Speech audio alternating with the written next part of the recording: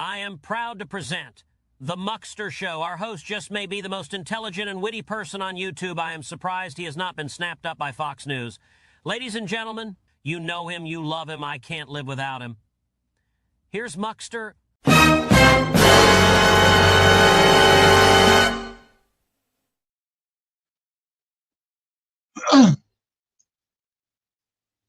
I am here. Yeah.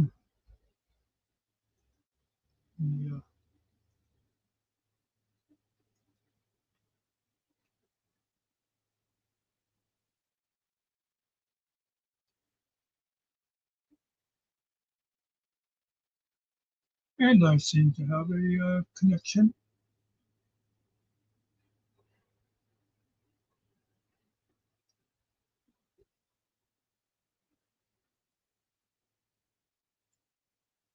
I don't have my camera on because I'm finishing a sandwich, because I am not Todd.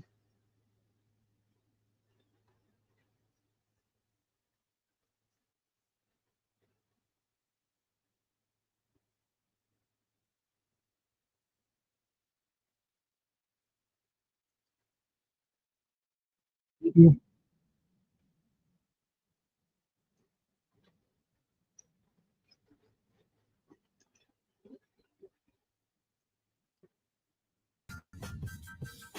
Looks like this is coming on. I'm going to kill the audio because I don't care about his dumbass openings.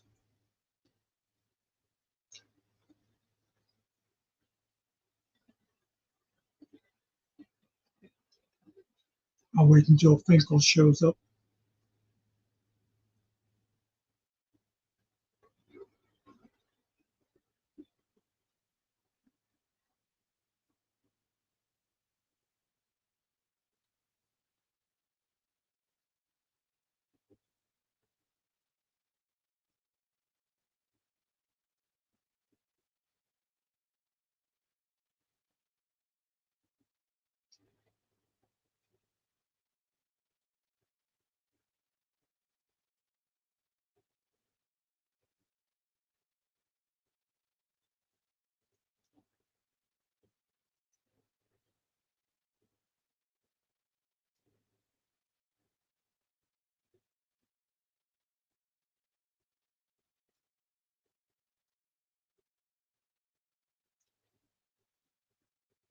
I don't know if you guys are even really here because it's been 20 minutes since you announced yourselves.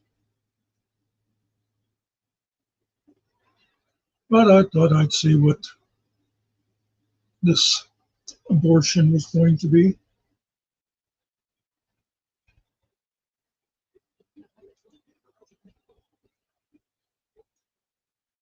You are, how you are.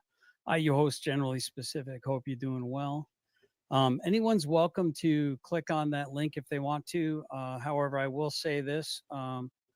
David Finkel is going to be an honored guest on the show tonight. So basically, when he talks, I want to give him precedence, I want to give him priority. That's a better word. Definitely a better P word. So if you want to come up and you have some pushback or some things that you want to say about any of the stuff that we're about to discuss, I ask that you remain respectful. And but Finkel is definitely all right. There he is. Finkel Yeah, is Todd is definitely the good to see epitome you. of He's definitely respect. going to take priority, and I'm interested to hear what he has to say. Looking good, bro. Good to see you on cam. Feeling good? Yeah, I'm back out there. All right. Well, this is maybe he needs no introduction to most of you. Definitely, he's like me. He's got a bit of a reputation online. Yeah, I think so. Know him, love him, hate him, have an opinion, but you're probably not going to be neutral. But Finkel, tell us a little bit about yourself. Who are you? What do you do? Oh. Yeah. What do you do? In real life, I'm a major incident management. On YouTube, I'm a Like dork with a camera who likes to go out Todd's there and people do not know who gauge Finkel is by reactions in now. public to cameras and signs and stuff like that. And when I'm not out there, I'm usually on YouTube talking smack about politics. All right. Fair enough. I do want to say this. I do understand that you're a recovering alcoholic. And congratulations. What is it? How many years was it? 18? No, 13 years ago 13. when I woke up this morning. So I think it was actually Miss McClellan that was 18 years. No, actually, I think she might be in the 30s, 30 years. So congratulations. But again, not my intention to trigger this. I'm glad you got it in order. But my wife bought me this nice rocks glass with these freezer bullet things that don't add water. I have high quality H2O. I'm ready. Awesome. High quality H2O. So this was what was recommended by the lady from Scotland. This is a proper sipping. It's built for you to be I don't know happy if I can for a long talk to time, Ariel or today. maybe a good night. I don't know. But this is called the famous grouse. This was highly recommended. It's a product of Scotland, and I'm just going to get this part out of the way because this is partially Yeah. like the whiskey grift, Ask and him. that's what's going on tonight. We're going to be picking. This is a blended Scotch whiskey, the finest Scotch whiskeys, expertly blended and matured this in seasoned oak Yeah, I casks know. for rich, rounded sweetness. Now this isn't any kind of a cork. You're a I don't recovering know if you could alcoholic, hear it right? Well, crunching like that. let me This is brag like, about the this whiskey is I'm for drinking. a man or a woman who's looking to get a buzz on. Let's So I'm going to see, give you my Ariel. first impressions here real quick. My dogs are barking. All right. Nobody So I'm gonna let said, this. "Where the hell is the song you Well, promised?" I mean, the original, right off the bat, the smell's not a problem for me. By the way, $10 for half a shot, $20 for a full shot. Now, a full shot, I believe, was 150. What was it again? Is 1.5 ounces, right? You know, Yep, 1.5 ounces. So that's a full shot. So down there is going to be half a shot. So if you want to see me get drunk and put on the lampshade, by the way, I think I am a very funny drunk. I didn't realize how drunk I was the last time I did it. And when I saw some of the clips, I thought it was pretty hilarious. But I don't know. I guess it didn't shame me like most people were hoping it would. But that said, here's something I really want to showcase. So my wife and I were looking, and I really want to get the complete set. Okay, this is called Horse Soldier. Now, I'm going to put myself big screen real quick, Finkel, if you don't mind. All right, 1 second. Let me do this. So this is called Horse Soldier. Now, there's some lore behind this. Now, this one right here this one was the most expensive. This was about, oh, I that want to say it definitely was wouldn't work. I think he's just being an asshole. $72 or $73 for this one. And then it was $34 for the other one. So we spent about $107 at the Class 6, and that's tax free. So I saved some money there. Hey, I put a comment in his chat. So this one I has, said, "Who the fuck cares how much your bourbon depends whiskey on your is uniquely views?" complex and aged in a charred New American oak barrels. Every bottle of Horse Soldier bourbon whiskey is a piece of American history. It is carefully crafted by Green Berets, who answered America's call just days after 9/11 with a daring insertion into northern Afghanistan on horseback. Now, I remember hearing about that in the news, and I think Finkel might be able to add a little bit more, maybe. This brave and unconventional act earned them the moniker of the Horse Soldiers. So I think there's three more. I think there's a bronze. No, I think there's two more: bronze and a silver. I think. So I would eventually like to get the whole set. This is going to be more for collecting. But if we do well with the grift, I'll bust this one open and This is replace true, it with Donna. one that will be in my collection. All right. Without further ado, let's give this a taste. This will be my first foray with this Scots whiskey. Again, the smell, you don't even really smell it. Doesn't punch you in the nose. And hello to everyone in the chat. I got a text Finkel. It's not That's right. it's not bad. How's yours? That has absolutely no properties. So he whatsoever. wanted you there so Not- he could be an not- asshole about alcohol. not even for a you, like slight, that is supposed to matter. Chlorine Like taste you would care. or something. All right. So again, I feel like I'm being rude to you. No. My trick is I can't drink. You can drink all you want. Fair enough. So I really want to get into this. Did you have another video that you wanted me to bring up, or is this? I got the Young Turks or yeah, the Young Turks. Barrel's going to be coming. Really not something I would normally go to as news, but Anna Kasparian has been kind of getting a little bit more centrist and a little bit more based lately, and a little bit, I think, in my opinion, has become a little bit more reasonable with her outlook on things. So let me just get this set up real quick. And I think a lot of people are waking up to, was it George Carlton that said that there's a big club and we're not part of it? Or the comedian? Or George? I know it won't work, but it just shows what an asshole he is. He's a comedian. He said there's a big club and very disingenuous, basically. Meaning the elites. George Carlin. Oh, the okay. Comedian. Yeah. Okay. So, and if you do have a video that you want me to, no, that's okay. That's I think this will give us enough to look at, and I'm going to let this play. And again, it is an open panel, but I'm really interested to see what Finkel thinks about this, and I kind of want to opine on it a little bit too. The law requires that every single person who is going to be deported gets a hearing first. Well, do you acknowledge that? I'll have to ask the lawyers about that. All I can say is this. If you're going to have 21 million people, and we have to get a lot of them out because they're criminals, we're going to have to act fast. We can't. Do you think we can give 21 million trials? Let's say each trial takes 2 weeks. Is that what you want us to do?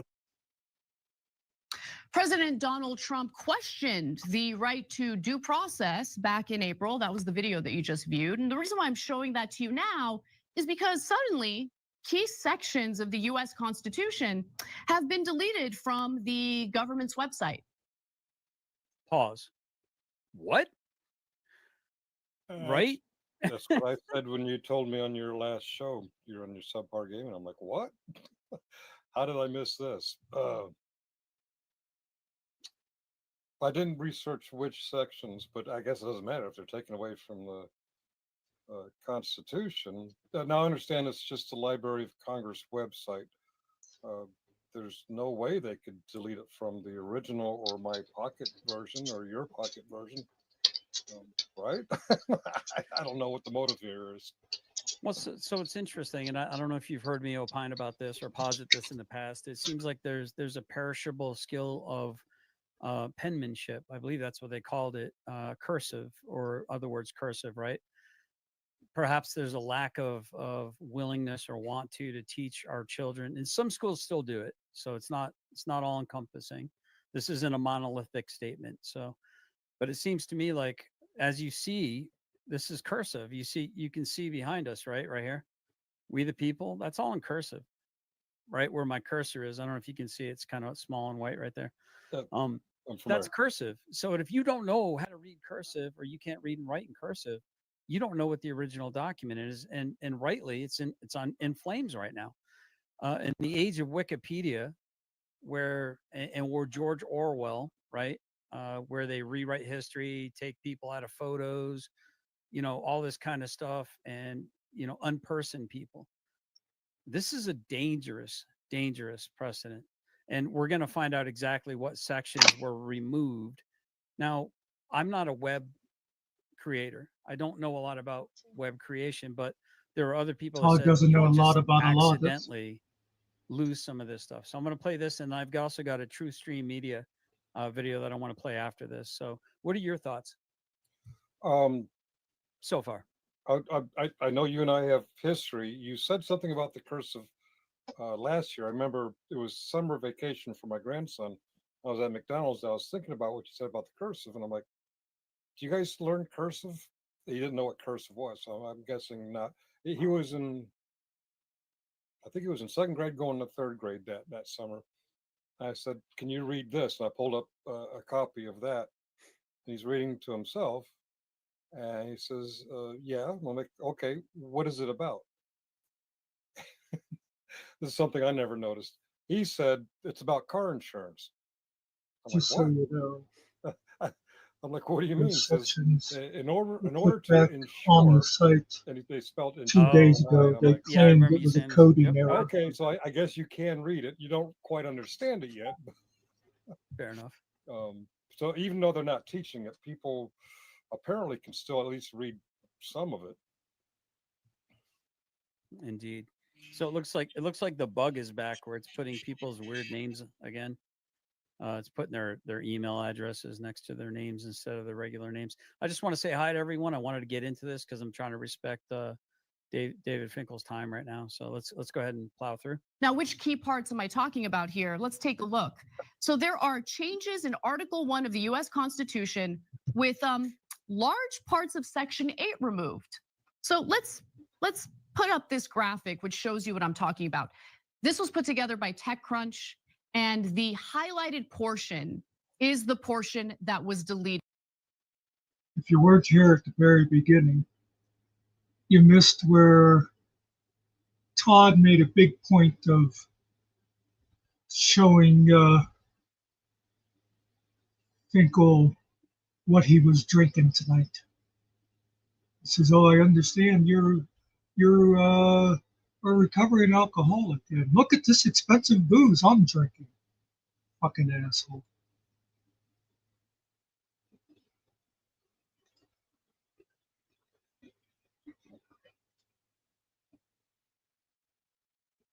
A weird EO that had to do with habeas corpus, a right to a fair and speedy trial.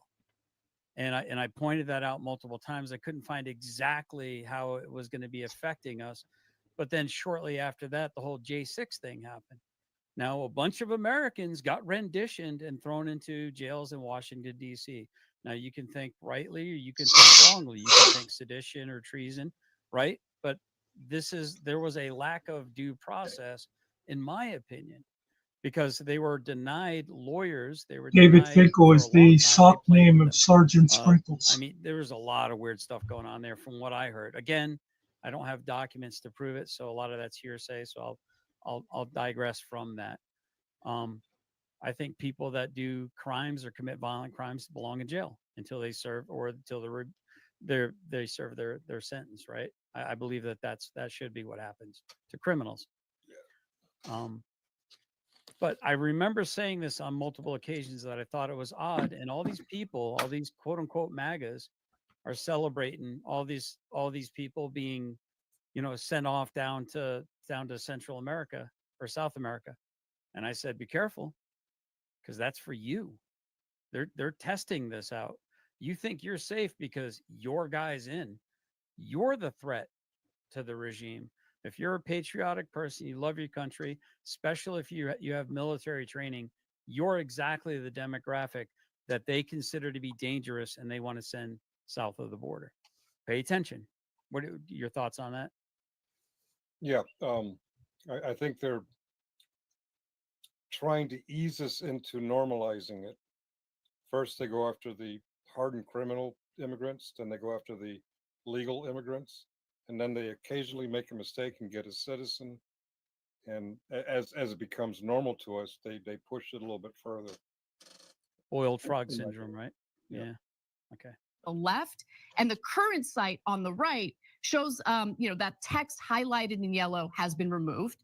So as TechCrunch notes, some of the section's text appears missing as indicated by a trailing semicolon at the end of section 8, where text used to follow. Now, these sections are very relevant, okay, because they largely relate to the powers that Congress has and does not have, as well as limitations on the powers of individual states. The removal includes sections relating to habeas. Nick Dirty might be right. I'm not sure how much of this I'm going to be able to stand to watch. Who's the body or where's the body? Corpus is body. You got me. That's why I think it means bring body, bring the body. Like, where's your proof? Produce right? the body. No body, no crime. No victim, no crime. Yeah, if you don't mind looking, I think it means that. Go ahead, let me know whenever you get it. Citizens from unlawful detention. Is he asking Finkel to do Habeas research corpus is for one of the him? most important constitutional rights that. Were you able to find it? You shall have the body is what it literally means. Okay. So you got to bring the proof. Right. Yeah, you have the right to stand and face your accusers, right? Go ahead. If someone is detained or in prison, they or someone on their behalf can petition a court for a writ of habeas corpus. The writ orders the person or agency holding them to bring the detainee before the court. Oh, Court okay. then determines whether the detention is legal. If it is not, the court orders the person's release. So probable cause, right? So bring the body isn't prove that I did a crime. I mistaken that. It means you need to bring me in front of a magistrate. You need to bring me and give me my due process. You can't just put me in an oubliette, a place of forgetting. Yeah. Okay. Okay. That makes more sense. At Thank least you. the way I'm reading it. To tell you the truth, I hear the term. I have no idea what it meant. I go with due process. Fair enough. I don't speak Latin. Americans enjoy. Yeah. It allows us to question the government if we feel. Well, to be fair, Muckster, I saw him already going for the Google machine, so I didn't want to race him. So, and he's a guest. I have it already because you accused me of being pretty smart earlier. Can't understand you, I have to Ariel. Google everything that I opine on. Let me, I Google a lot of stuff too, man. Ain't no shame. What don't you understand?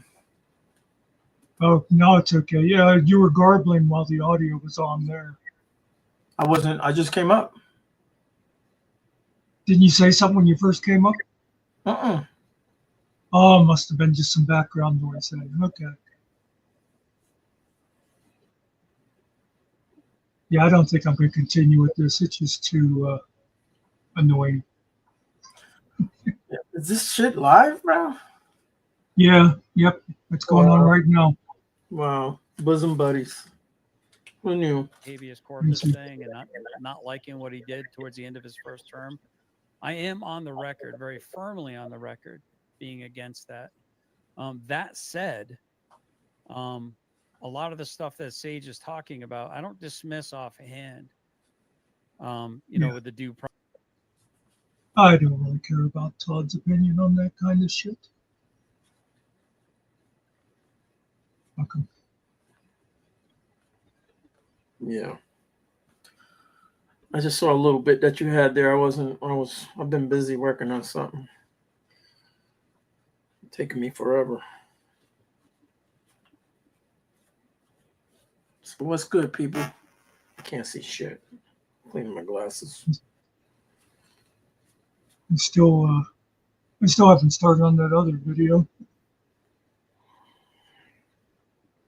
Which one? The one that you did all the pictures for. That's gonna be like a Oh, okay, yeah.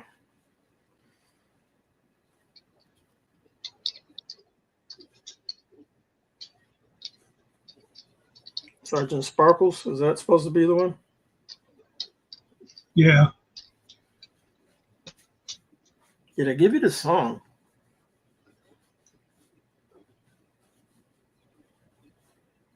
I don't know.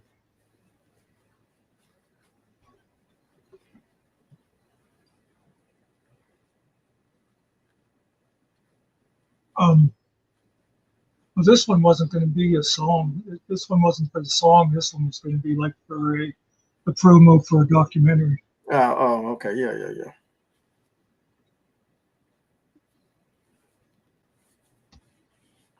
Still haven't made my picture that I'm going to put up, but I do love that one picture.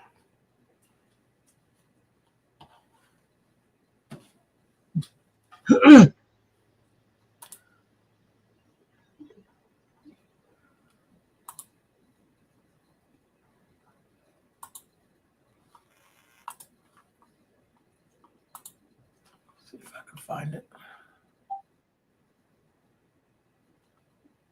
I'm up, by the way. Can't watch this.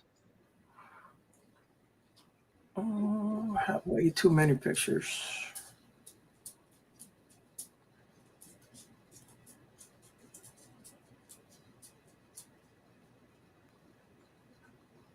Let's see.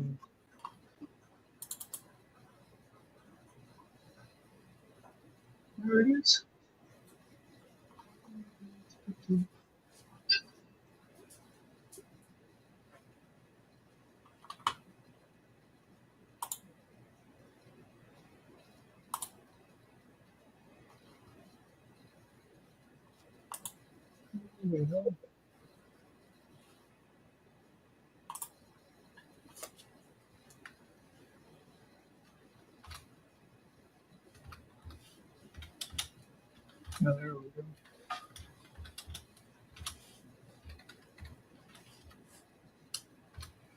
Squawk watching that, by the way, if you want to come back.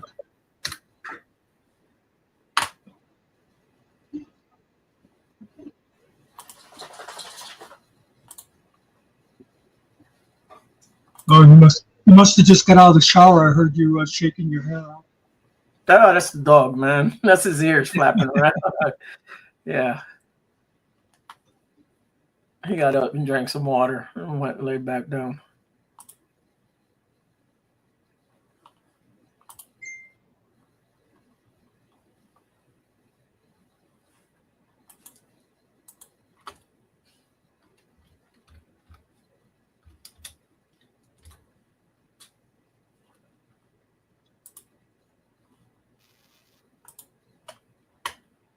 Speaking of art and what you showed yesterday and my favorite picture,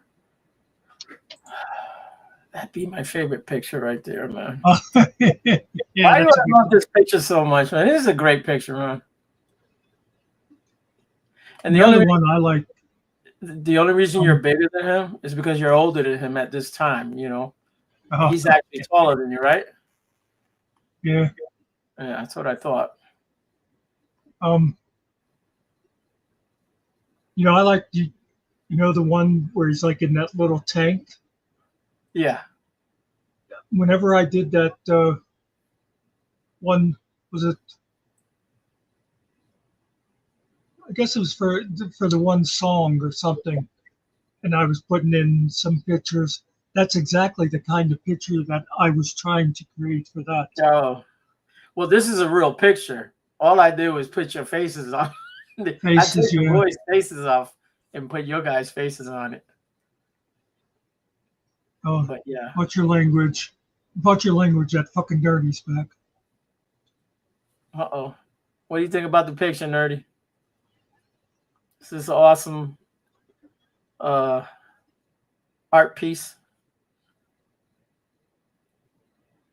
You know, he did all the art stuff yesterday, but this is the real art right here. So, you know, I got a ding on the art. Didn't even occur to me that I used the Sistine Chapel for thumbnail. Yeah. And David is naked in it. But it's art. You can't do that shit, bro? No, I guess not. So what they give you? Well, they said Fix it. Sure, how you been? They said that it violated. They removed it. It violated TOS, but they weren't going to give me a strike because they figured it was accidental. Oh. So I replaced it. With Van Gogh. Well, I would have just put a little leaf over it and then left it. Well, that's what if I'd have taken any notice, I could have just blurred out his dick, you know. Yeah. Well, no, you could have put a picture of I'm not going to say the name, but you could have put him over that, and then it would have been the same thing. But yeah, just put a different dick on there. That's it. Could have put Richard Nixon on there. That would have been funny. I did not do something. I don't know what he said. I can't remember.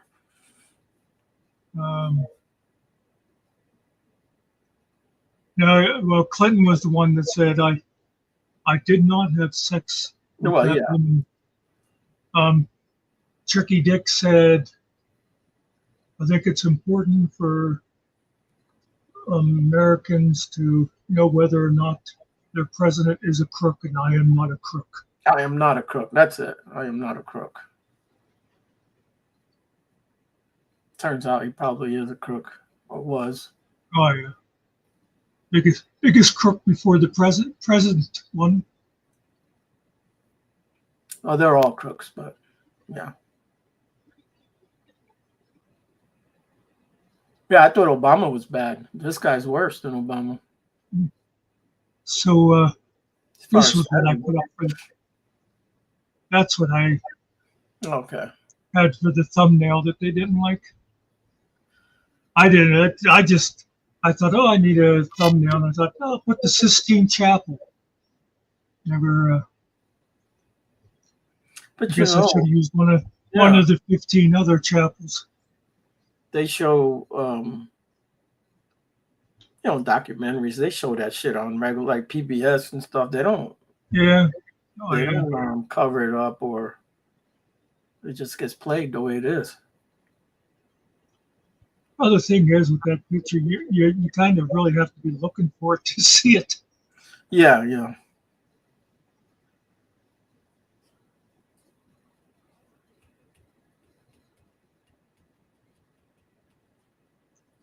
It's like Share Bear was pulling the Muckster. That's what I do in a lot of places. I'll go into Northwoods and that, and I'll hit the like, and I'll sit there for like 2 minutes just to make sure that the view counts, and then I take off. Yeah, I don't even know if he went live last night. I went to bed. Oh, I was up with you. I didn't watch him.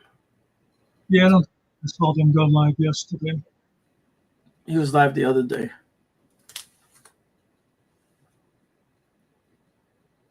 Yeah, I guess must have been Thursday. I clicked on, and he was playing. I forget what the song was, but it was like regular music again. Yeah, with the copyright. Well, he's not going to learn. I've actually made him a song about copyrights. I can play it, but I don't know. I'm trying to think of what it's called, but yeah. I've made him a bunch of songs. Other people have made him songs. They also do like the mixes, like what are they called? The mashup songs, where they put two songs together. Yeah. So, you can get away with it that way, but still, he's been up a couple times and then boom, it goes down, and it's because they get the strike on that. I tuned in the one day. They were playing a song. Yeah, they were playing. I tuned in the one day. There was a song playing, and I heard like one line of it, and I thought, this sounds like an aerial. And then it got to the end, and I heard the "If You Know."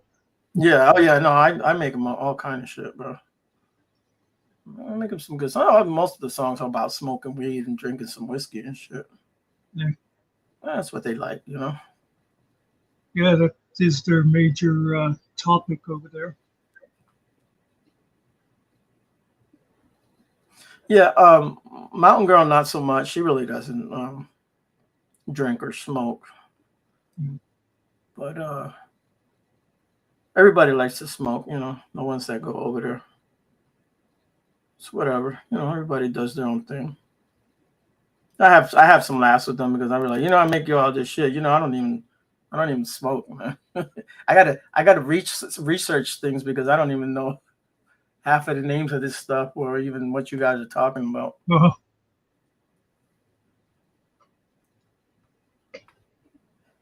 I'm lost when it comes to the drug talk. I mean, I know about drugs. I know.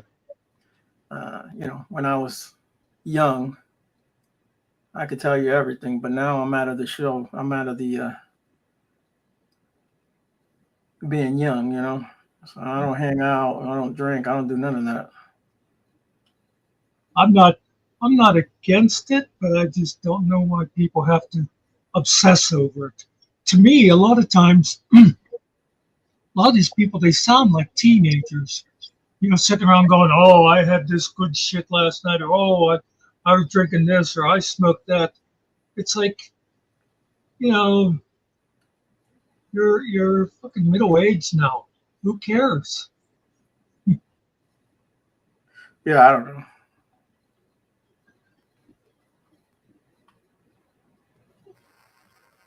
They enjoy it.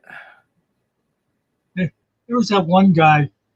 I don't think I saw him the last couple times that I went there, but he was a regular, and his face was always this far from his camera. Do you know who I mean?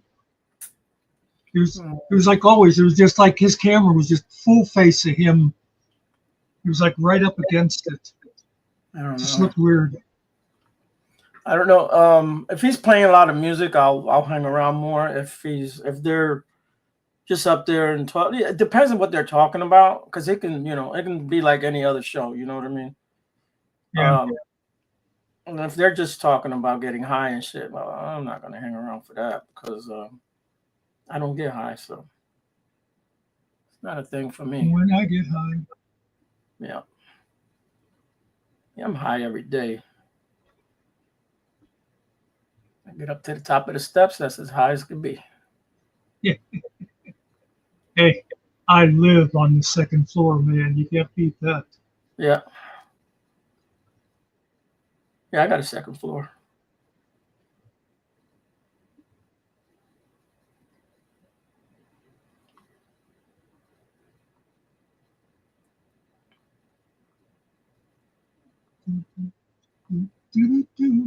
Now I got that song in my head. When I get high, when I get high, when I get high. Yeah. Afro Man. There's an idea. You see what Nerdy said?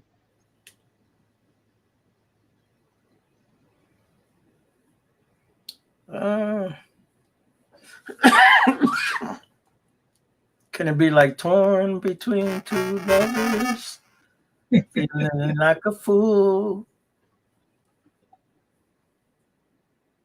Finkel left Ari out and Muckster too. Well, here's what I think we should do. We'll both do one and let Nerdy judge which one's better. It doesn't have to be better. We'll use both of them. Well, it depends.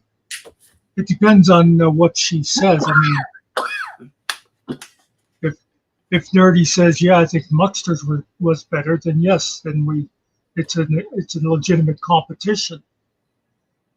If she said they're both good or that yours is better, then I mean, we're just in it for the fun. Who cares? I'm not Lisa. My name is Finkel. I swear I don't smoke, man. Everybody's over My name is Finkel. I got a nickel. I remember that one lady I used to work with, and I use the term lady loosely. She would start hacking like that, and then she'd light up a cigarette. Well, the smoke clears my throat. Okay. You'll never guess what she died of. Not breathing? Yeah, lung cancer. Heart stopped? Did her heart stop? Yeah, usually yep. Her lungs went bad and her heart shut down. Yep. That'll happen. And she was my age. Yeah. She was 2 years behind me in school, but we were the same age. 2 years behind you? Well, of course, I was a year younger than most everybody in my class anyhow. Yeah, I was a year older. I started first grade at 5 instead of 6.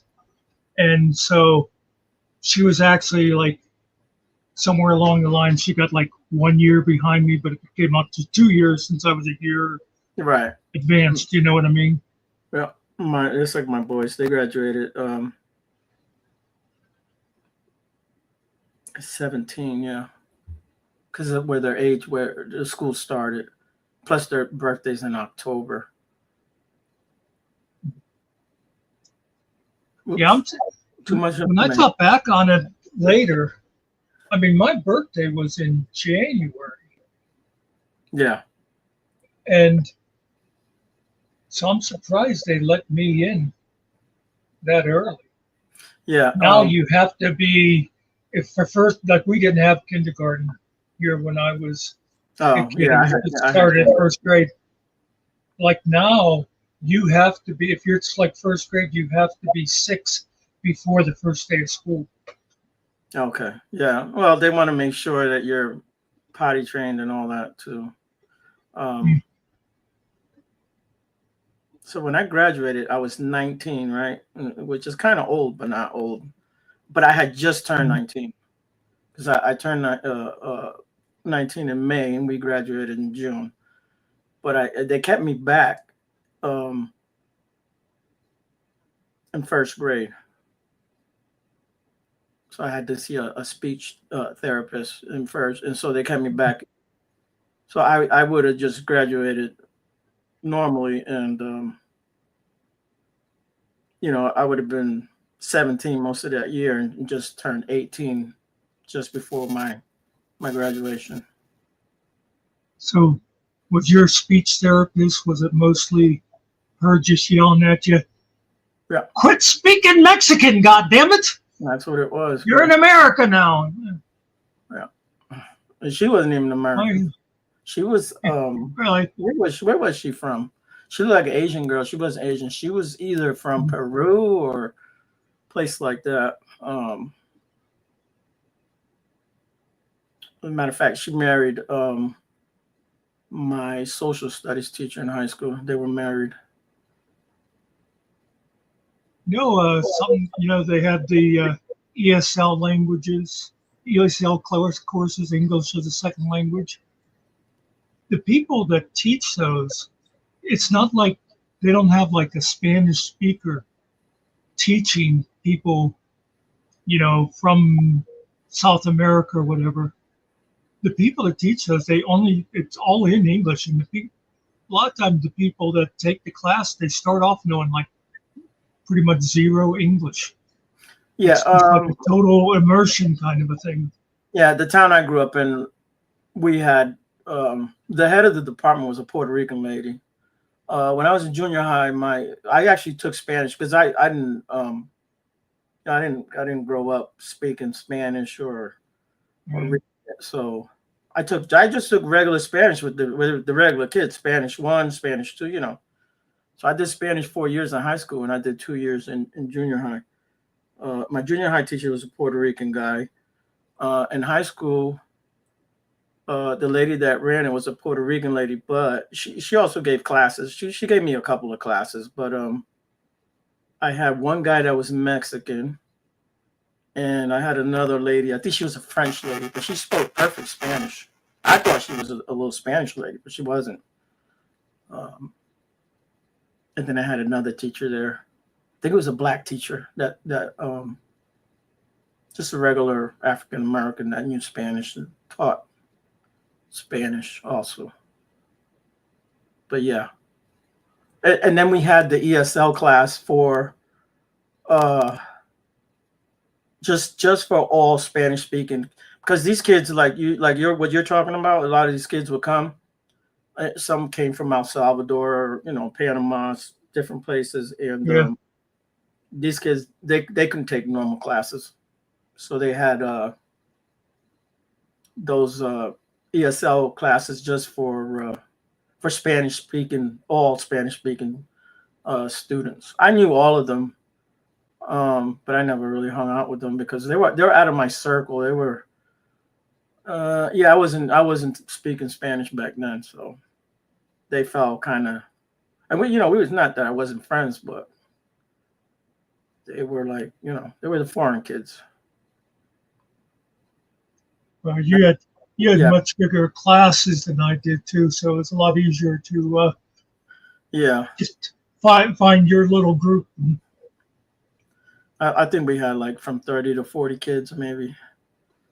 I mean, what was your graduating class though? How many total? No, 400 or 500. It's not that many, bro. Yeah. The year I graduated, it was, at that time, it was the largest graduating class ever, and it was 220. Yeah, that's small. So you weren't necessarily friends with everybody, but you knew everybody. Yeah. Because you basically grew up with most of them, right? So But my teacher, that the lady that taught me, the Spanish lady, she spoke English, but she wasn't teaching me. She was a speech therapist, because I used to stutter all the time because I was confused because my mother used to talk to me in Spanish all the time. So I go to school, I'm thinking in one language and trying to speak in another, and then I got away from the Spanish stuff and just stuck to the English stuff. But it's good to know them both. And Tonight's episode is brought to you by Dr. Pepper Zero.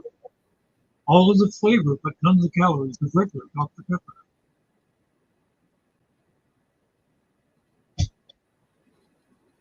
Gotta get those in. Always.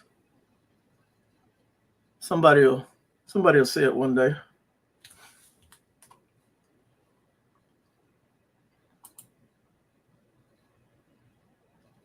Yeah, someone will see it some night when I'm on Finkel's channel, and he'll get all the goddamn free soda. That bastard. It's bad enough he doesn't pay us. No, I'll go give someone else $100, right? For their stupid whatever. Yeah, we get shit over here, bro. Oh, we do get a free stream out, so well, you pay for yours, but I get to use it.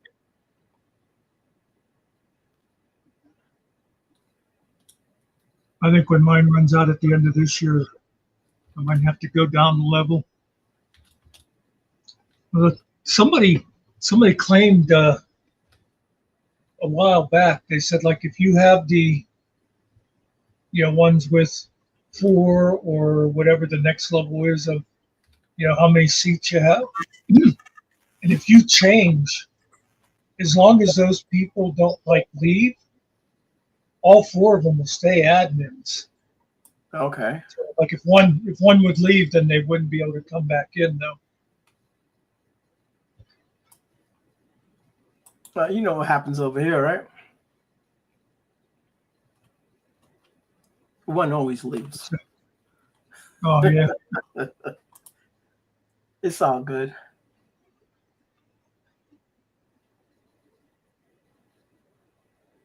You really don't really need mine that much, because you can always go onto my channel through Finkel's StreamYard. Right. That's what's cool about that. But you never know. Look at how last year for a while his was off the air. Yeah.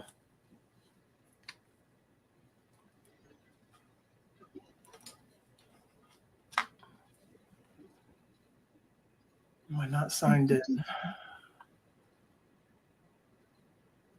I've told you about it. I'm trying to write a song now. That nerdy said I am signed in. I'm just making sure. What happens is if you don't sign in and you go to do something, sometimes it'll say sign in. And once you sign in, you done lost everything you already did. So, yeah, that's a thing.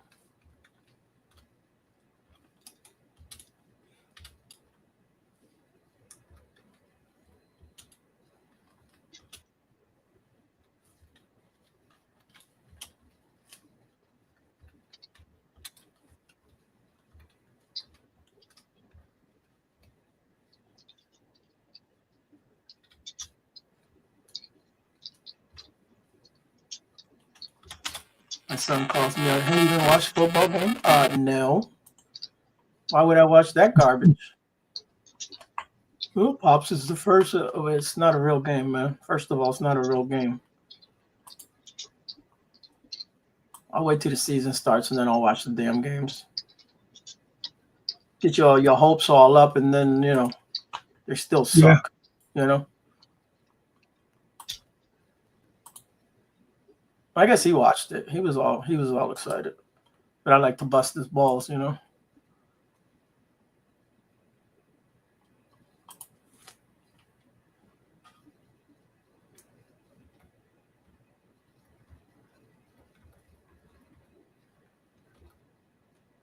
Told him it can't be any worse than last year. They're probably going to do a whole lot better than what they did last year. He says, well, I want them to do just as good or worse because we need more players. But that's not going to happen. They're going to play better. I already know that. That's the Steelers' problem is, even when they have bad years, they never have really, really bad years so that they get, the top picks the next year. Yeah. You guys, I don't know if you guys got a new quarterback or what, but you guys let who was your quarterback? Was it I think we picked him up. What's his name? He used to play for And I forget who it was that they were saying. I'm not sure where that all fell out, but they were talking about who is that guy that he's been around for a while now. All right. Mm-hmm.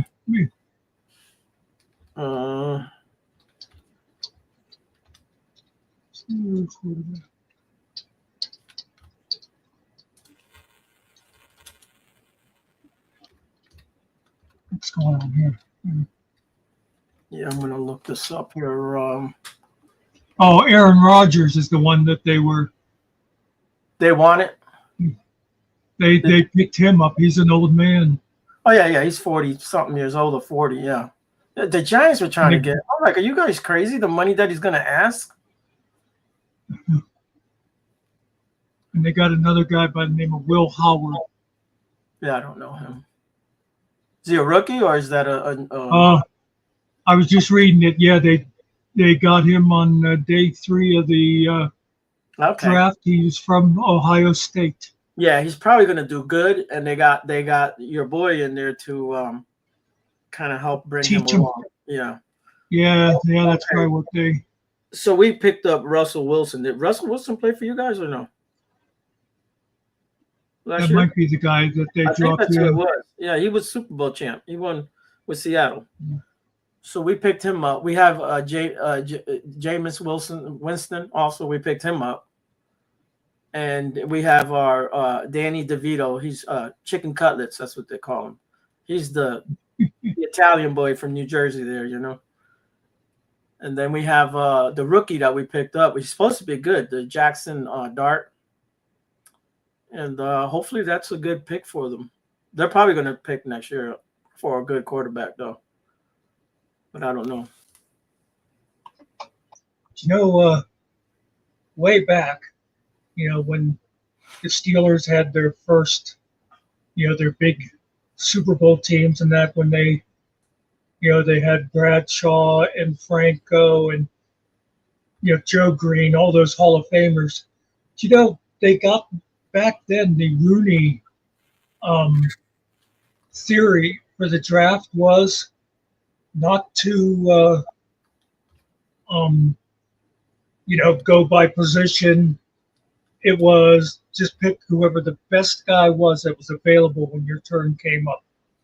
Even if you already had a good quarterback, you know, another quarterback comes up, just take whoever was best, you know.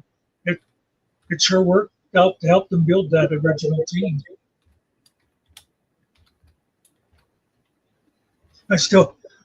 I remember that's when I first started getting interested in watching pro football. And at the time there was a quarterback controversy, you know, there was 3 different quarterbacks that they were deciding between. There was Bradshaw, a guy by the name of Hanratty, who was like a fan favorite. And, I forget, there was a black guy, I forget his name. But anyway, I remember turning on a game, and I'd heard them always talking about that. What quarterback would they go with? And Bradshaw was in the game. And he threw a 60-yard pass that had practically no arc on it whatsoever. You know what I mean? Yeah. You know, normally long pass, you know, this was just like a bullet. And I saw that and I thought, where the hell is the controversy? Yeah, I mean, I used to love watching that old team. The thing I used to like about them, good. Yeah, they were good. They would do shit like it'd be 4th and inches on their own 30-yard line. They decide to go for it, and Bradshaw would throw it 40 yards down the field. You know, where normally you're gonna try to muscle through the line and stuff. But you know, they would just do the opposite of whatever they smart. You know, and they do the opposite. It'd be you know, 3rd and 30. So obvious passing situation, they'd run it up the middle. You know, it's just it's so fun to watch them. That shit all the time, huh? 4th and 2 yards, and I know they're not getting the damn 2 yards. And oh yeah, we're going for it. And I'm like, this freaking guy, man, I tell you, he's pissing me off. But yeah. Yeah, but back then it used to work for the Steelers.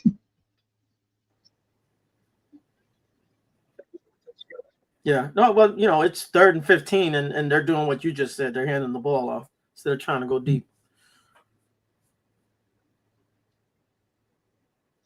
Of course, the thing with them too is, of course, Franco was their running back.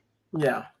But he had guys blocking for him that could probably be the main running back on other teams, so that helped a lot.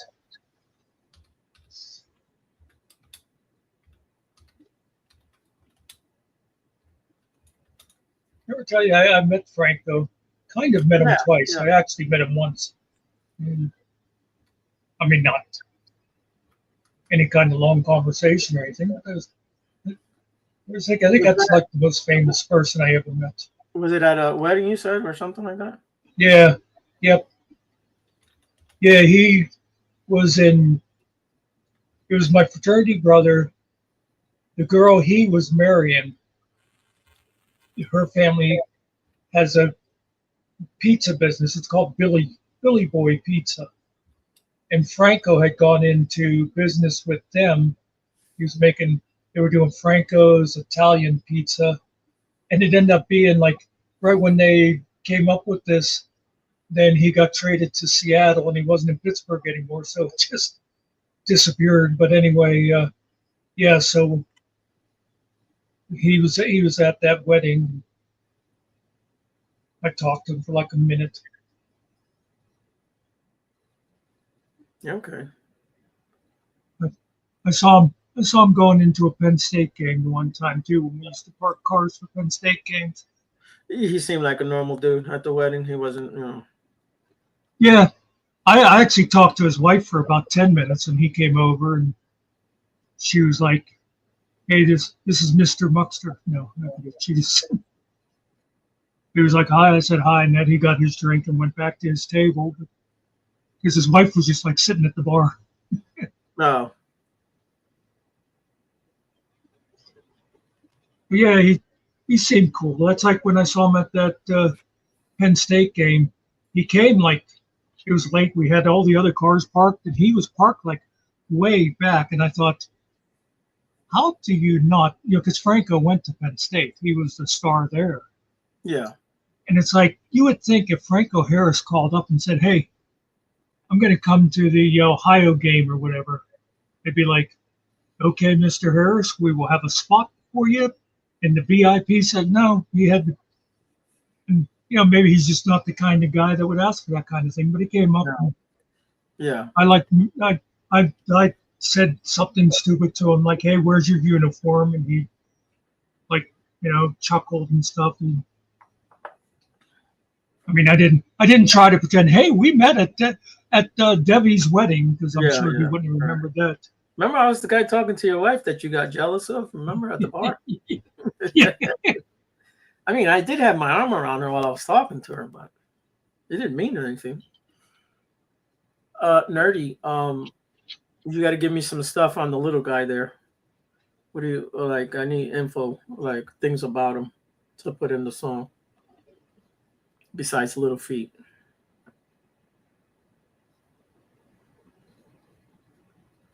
I'm guessing this is Nerdy that's watching. Yeah, I imagine. She might be watching this on her TV though, and can't really talk much. I don't have YouTube on. Like, for instance, he married his wife when she was 17. He is a pretend that's war not hero.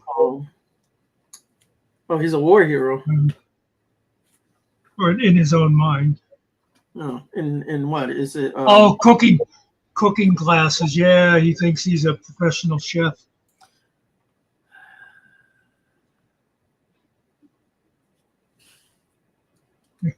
Yeah, I don't think this was very long.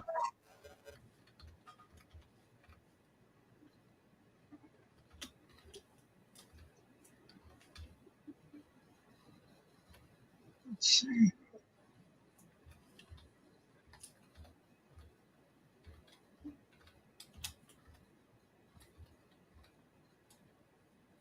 Oh, this is longer than I thought. Is wannabe one word or is that 2 words? I always do it WANNABE. I think that is the right way for it. It's 1 word though, right? That's what I thought. Yeah. Yeah, yeah.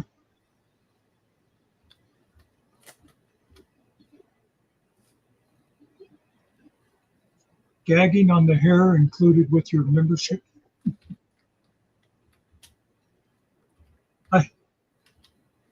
I did a video on him today. I thought it was short, about 7 minutes long, so I won't bother playing it. But because I came on, you know, when you look and it shows you like what's on at the time and stuff, and I see this thing with Todd. It was like upcoming his recipe for making spaghetti sauce, and he had it for members only. Like people were going to pay to get his spaghetti sauce recipe, and so I was looking at his memberships.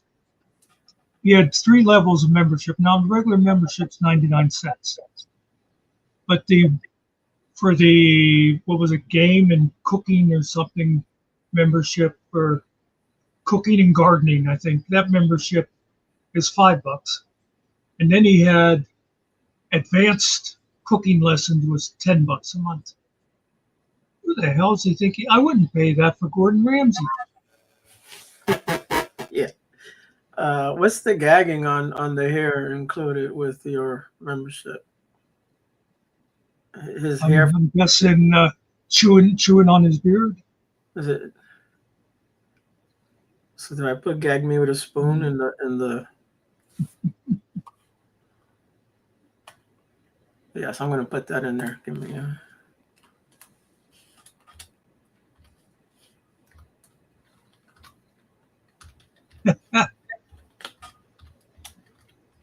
They met while arguing politics, but fell in love over a pot of stew.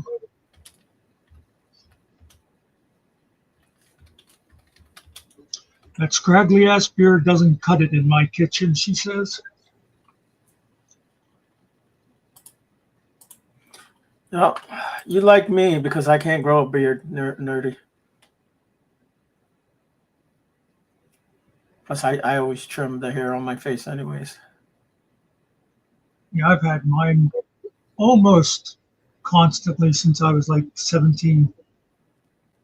You know, the funny thing is, I actually first grew the beard just out of laziness. Yeah.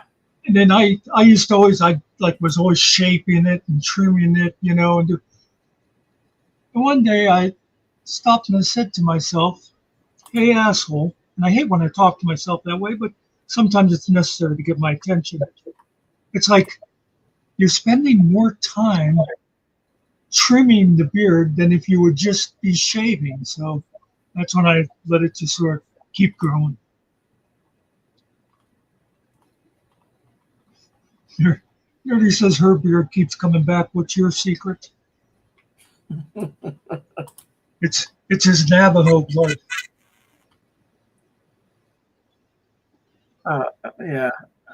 I grow hair on my face. It just doesn't grow out to be a whole beard, though. That's just underneath my chin there, the mustache. If I let it grow thick, it looks really super white. Like I think I probably told you before. For a long time, my hair had gone, brown, but my beard was bright red. Yeah, my neighbor's like that. He's blonde hair, red beard, and I think it's black eyebrows or some shit like that, man. Yeah, I always had black eyebrows too. Yeah. Even when my hair was red. It's like you got dipped, part of your face got dipped in one thing, part of your head got dipped in another. Yeah. I guess it's my mother's and father's genes fighting. Yeah.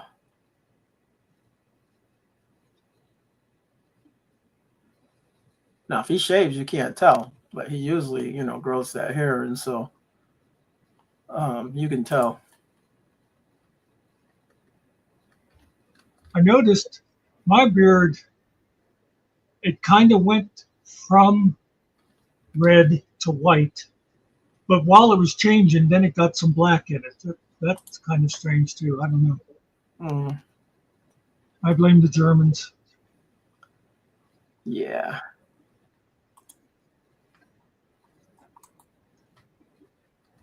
That's that genetic shit they were doing for World War II. You ever see a picture of that little baby? That little Hitler baby. Oh, It's freaky looking, man. See if we can find it.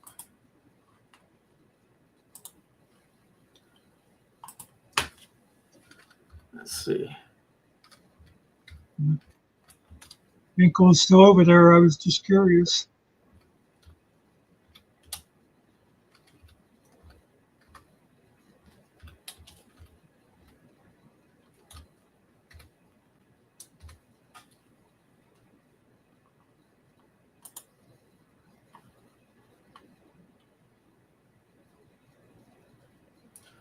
Tell me they scrubbed it.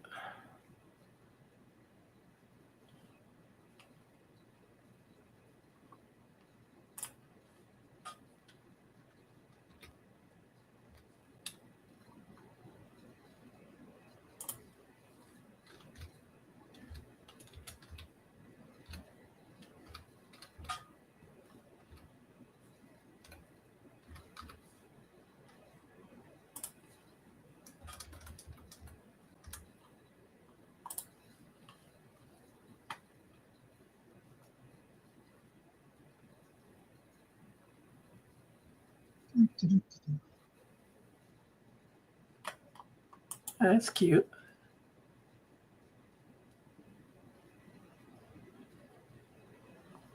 Artist dressed her baby as Hitler and Stalin photos.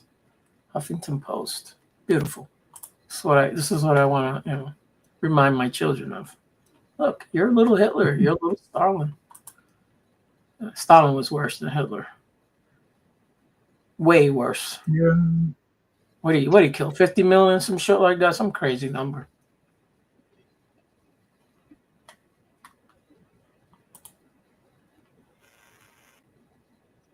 The Stalin baby looks like Stalin. I don't know about the Hitler baby. He ain't got no hair. They should have put a little wig on him.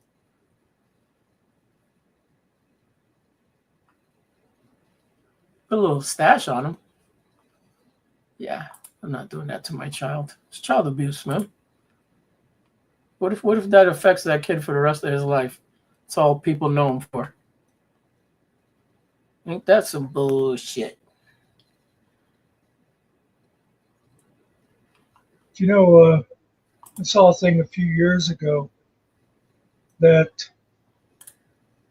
they said babies tend to look like the father when they are first born. And they figure it was an evolutionary thing so that the fathers would accept them. Oh, wow. And care for them, you know?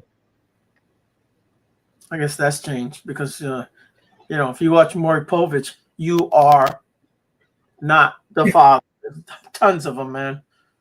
Shit, this one lady even had a guy dug up from his grave, man. She had like 12 dudes checked out. None of them checked out. Now, you tell me what kind of woman is that, man? I just watched a video the other day from Jimmy Kimmel where they did a Maury Povich thing. It was when his wife was pregnant. Yeah. And him and Matt Damon went on to Maury Povich to see who was going to be the father of her baby. And it turned out when they tested, it was neither one of them. It was the one black guy that was on Saturday Night Live, the really loud guy. He was on the 30 Rock too. Yeah, that's Tracy Morgan. Yeah. Yeah, Tracy Morgan. Yeah. It's like, actually, the father is this guy, Tracy Morgan. Hilarious. So you know, Maury has a podcast. So you should check his podcast out. He's got I guess it's, Oh, does he? yeah, on YouTube. He's got a podcast. So he's retired, and I'm gonna say his first guest was what's her name? Chong? No, what's her name? I know her name. I just can't think of it. I thought sure you were going to say Tina Fey. No. More Connie Chung? Yeah, Connie Chung. Oh, All okay. right. So when they first when they were first dating, they kind of dated, but they weren't serious. Like they weren't married, or they weren't like even thinking that they were going to get married. So I guess she was out in California, and she was kind of seeing one of the guys from Hotel California there. She was seeing I don't know if it was Don Henley or the other guy there. Anyways, Glenn Fry. yeah, I think it was Glenn Fry. All right, so it's funny because he's telling her, you know that when we first kind of got together, you was cheating on me. She said, what are you talking about? You had all kind of women. He goes, I did not. He says, I've never ever cheated on you. But he goes, nah, we're just kidding. It's just when we started, and they weren't really serious at that time. But yeah, they were like talking shit on each other. I thought it was funny, man. So he had her on his on his own podcast there. Yeah, they've been together for a long time, man. And she's got some money. She's worked for all the big. I think she even worked for 60 Minutes too for a while. She's done a lot of everything.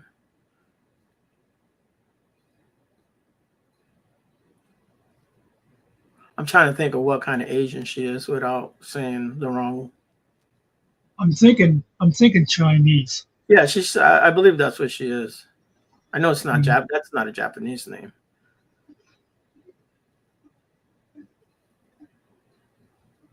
So why the hell does Finkel crave Todd's flattery all of a sudden? That's a good question. Nerdy, you can ask him the next time he shows up.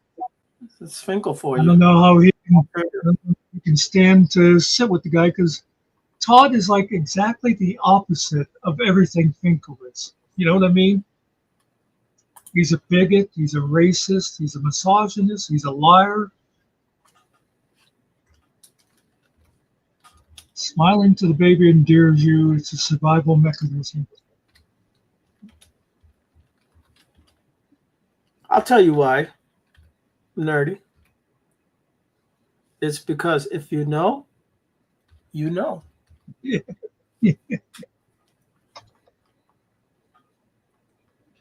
That's why. And we don't know. Oh, excuse me. I had hiccups all day, man.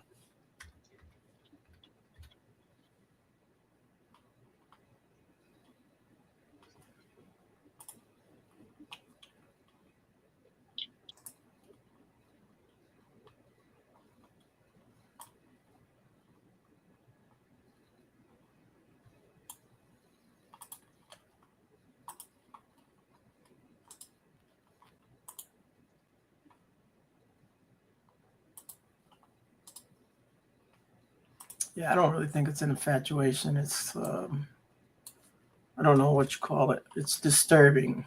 It's what it is.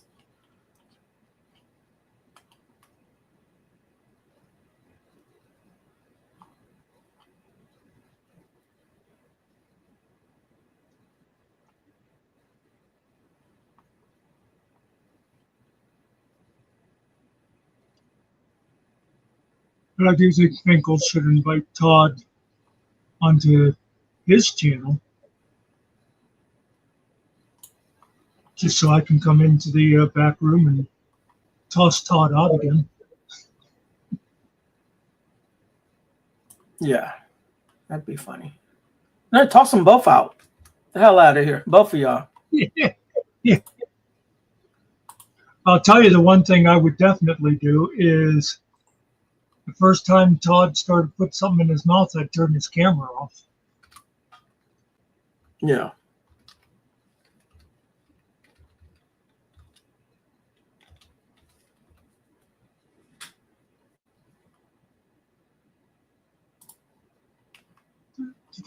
do.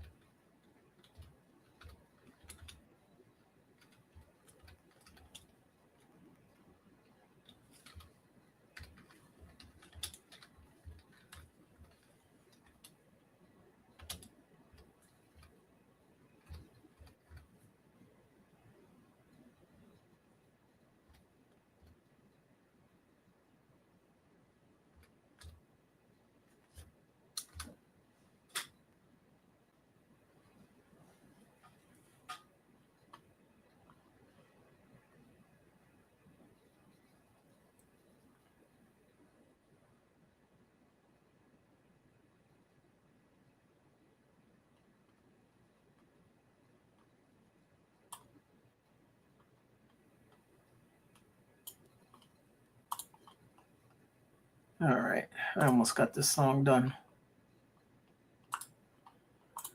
I hope it's great. We want greatness.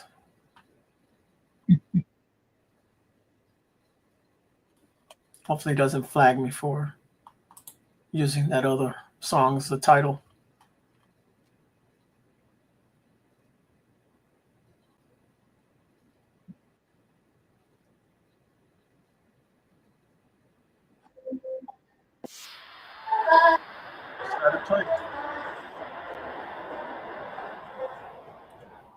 Here, I'm not going to listen to it. We're just going to play it.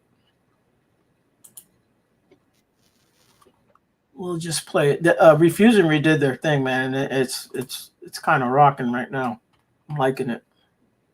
It's better than before. But I got that producer thing. I don't know if everybody gets that. Where you at, Refusion? You one of these? Here we go. And there it is.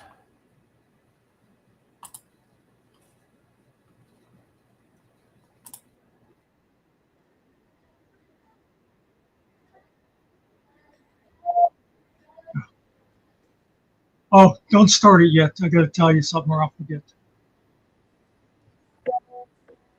Torn between two lovers. Well, yeah, that's the ironic part. That song came out. Huh? That song came out when I was in college. Okay. 76. It said. And there was this girl named Jamie, who at the time was dating my roommate. Yeah. And me and her were friends separately, you know. And the one time this song came on the radio, and she said, "I love this song." And a couple weeks later, I think she was up at my room, and the song came on. And I went, "Oh, hey, Jamie, there's your song." And it's, starts singing "Torn Between Two Lovers." And she gave me this funny look. And right off, it's like, aha. So you've been seeing somebody besides Bob. I could tell right off that, and it was true, but it was funny. It was just like, as soon as she looked at me, I thought, she misinterpreted because you could just see in her face, it's like, how the hell did you know, Right. But anyway, that's my Torn Between Two Lovers song. So, it's actually on the rock. The genre is rock. 1976. And the artist is Mary McGregor, and she actually wrote the song. That's right.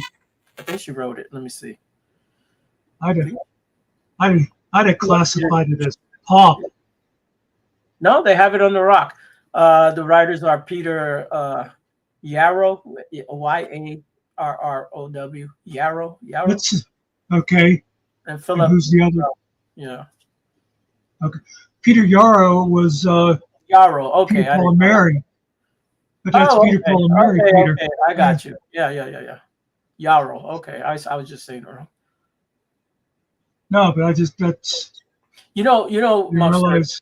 you know those guys, the good guys back in the day, they wrote music for everyone. You know what I'm saying? Oh yeah, I know. Shit. Let's say the group Total, right? You know, those guys all played for all great bands before they actually became Total. And Yeah. remember that there used to be such a thing as studio artists. Like these guys, Oh yeah. they just all they did was instruments. You know what I'm saying? They got paid by like a union because your guys couldn't come in and record the record. You know, these guys had. You know, they used to do that back in the day. Well, that's They had Glenn Campbell. Glenn Campbell was part of the famous Wrecking Crew. They were the studio musicians that any of the big artists, like when they were doing an album, it was like, give me the Wrecking Crew. Right. You don't see that anymore, like they used to do it back in the day. Yeah. Yeah. Thought that was pretty cool. Because there's a famous lady that plays the guitar. I forget her name, but she's played on everyone's record, man. Even though she doesn't do the concerts but she did the studio albums, all done by her and all those people that worked for the studio. Look at like, I mean, he wasn't a studio musician, but as far as record, Paul Williams, he was much more famous for the songs he wrote for other people than Right. I think he's one of the writers on. He wrote for the Carpenters. Yeah, that was like his first big break. You know what it was? I'm thinking I can't remember what the song was. It wasn't Rainy Days and Mondays, but anyway, he wrote it as a jingle for a San Francisco. It was a jingle. I think it's the most popular, the one with the bird. Why do something sing? What the hell's the name? Yeah, why do birds suddenly appear? Yeah, that's it. That's the one. Yeah, because I remember I watched a documentary on him the one time, and he was saying that Richard Carpenter heard the jingle, and through the connections contacted him and said, "Hey, is that all you wrote, or do you have a full song?" And Paul Williams said, "Well, yeah, I have a full song." He said, "Well, good. Can you come down to LA on Monday, and we'll put it, on record." And so that was like a Friday, and so over the weekend, Paul Williams had to write the song because all he had wrote was those couple of lines for the jingle. So it was like, I think it was for a commercial, right? That's how he saw the. Yeah. I think it was for a bank or something, man. Or they said. Yeah, it was. It was. Yeah, it was for a San Francisco bank. But of course, at the time, the Carpenters were one of the big names. And Richard Carpenter says, "Hey, I want to buy a song." It's like, yeah, kind of like how actors, when they'll say, "Do you know how to ride a horse?" Of course, I know how to ride a horse. Yeah. Then before the movie comes, they have to learn how to ride the horse. I speak Spanish, doggo. I know all those words. Dance leaving, of course. Yeah. I've been dancing since I was 5 years old, of course. Yeah. What do you need, Al? Yeah. Hilarious. Let's see. I don't know what this is gonna sound like, but we shall see.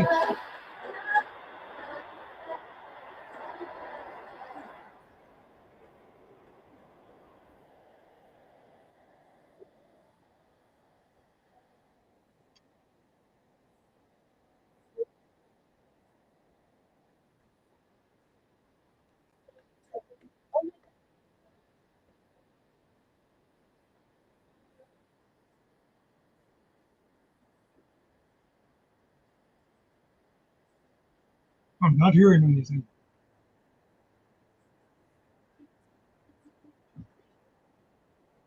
You said you can't hear it? No. Hold on. I thought I heard it chime to start right at the beginning, but then, so I didn't know if you were messing with something or. let me add it again to the stage.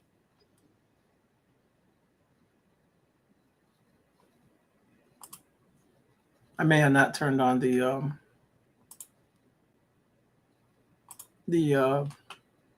volume button. Yeah. Let's see. Oh, and it's in the form of a Valley Girl. Okay. The vibe is a Valley Girl vibe.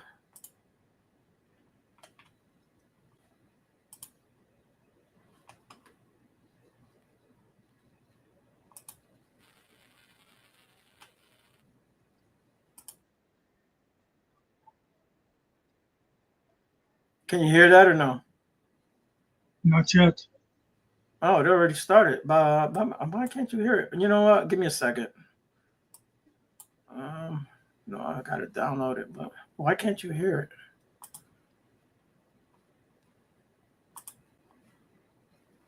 Do you hear it, Nerdy?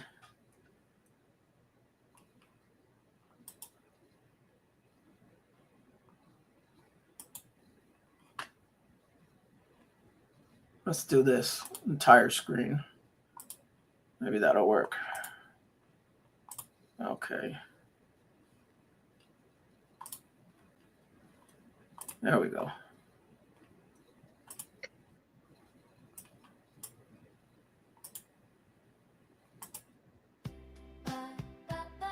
There it is. You hear it? Okay. Let me mute up because it'll give feedback.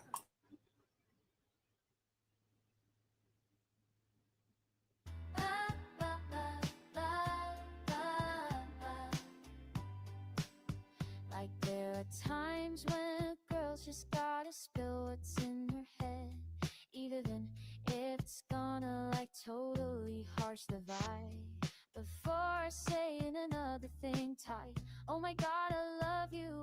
Let me hold you close and say this like super gently inside. There's still Muckster and Ariel, yeah, there's still my crew. But Toddy, that doesn't mean I don't totally dig you too.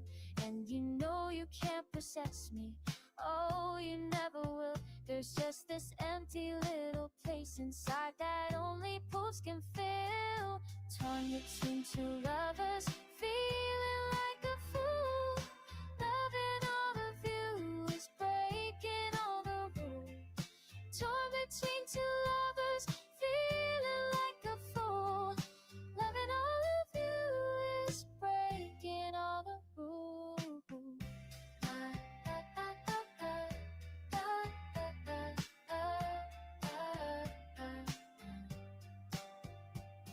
You mustn't think you failed me just 'cause there's someone else. You were like my first real crush in like ever. And all those things I said before, totally still true. 'Cause nobody else can have the piece of me I gave to you. But Toddy, you're in the kitchen, chasing chefy dreams, serving up proofs like they're straight out of my wildest scenes. I'm here eating fries, milkshakes, and maybe a macaron or two. But like, gag me with a spoon if I can't be with you. Torn between two lovers, feeling like a fool. Loving all of you is breaking all the rules. Torn between two lovers, feeling like a fool. Loving all of you is breaking all the rules. I couldn't like blame you if you just walked away. But deep inside my scrunchy heart, I want you to stay. Muckster makes me laugh, Ariel's my ride or die. But Toddy, you're the poof-eating chef guy who caught my eye. Torn between two lovers, feeling like a fool. Loving all of you is breaking all the rules. Torn between two lovers, feeling like a fool. Loving all of you is breaking all the rules.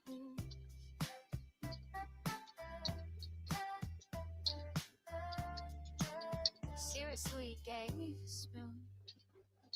know, you know.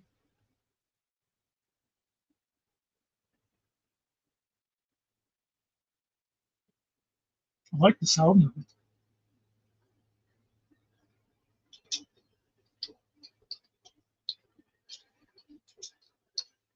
Are you talking? Did you say you like the sound? Yeah. Oh, okay.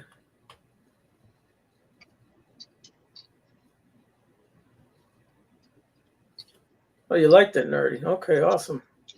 The poofy part was funny. The poofs.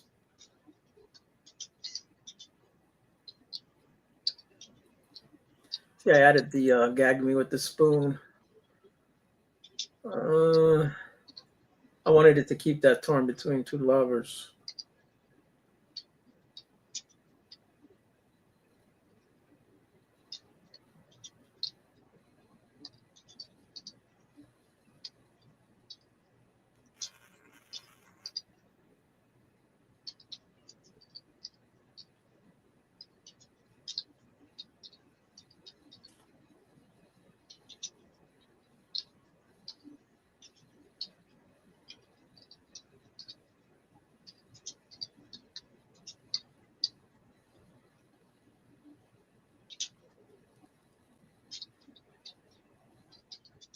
Find that verse there.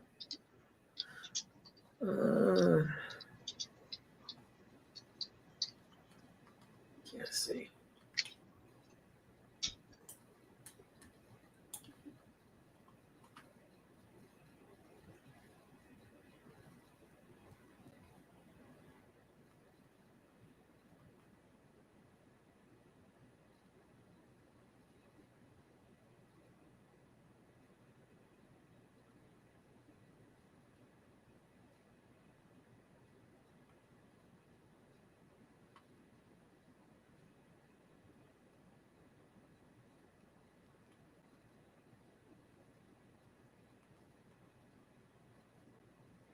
The song says, Pickle's talking to Todd. He says, there's just this empty little place inside that only poofs can fill.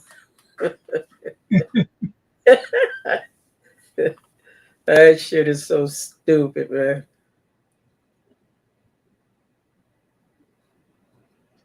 This is actually a nice song. Like, I didn't go in hard. I could have went in hard.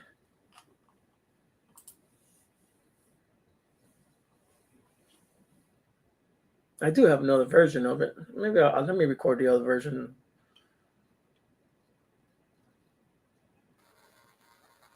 Because it made me 2 songs.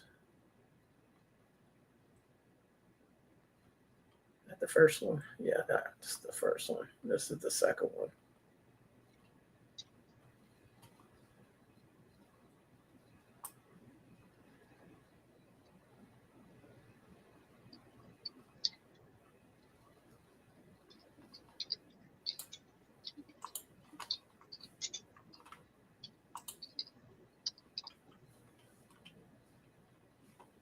Go back one. Get this out of here. Mm-hmm.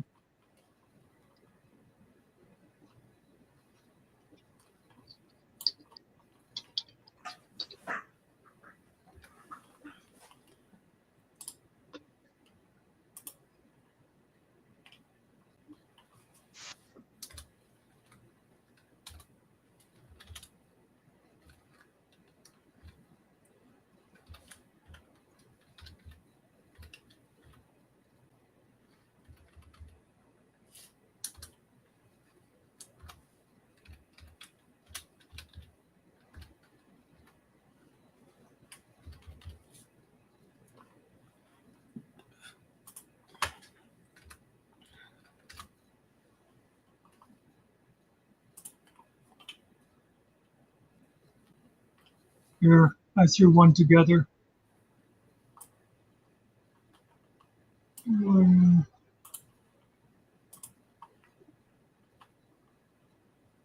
Yeah.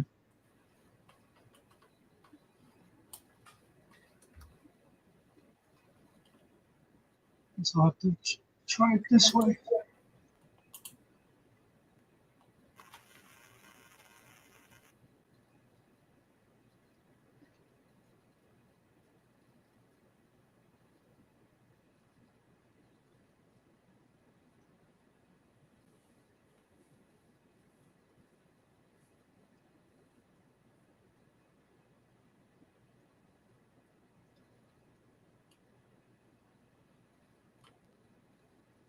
You won't be able to read the words, but I won't let me do it because of something in the lyrics got flagged, but they did the other song.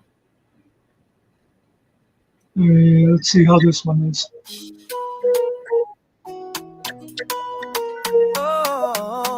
Afrobeats. You hearing it? Yeah. You got those little Afrobeats going.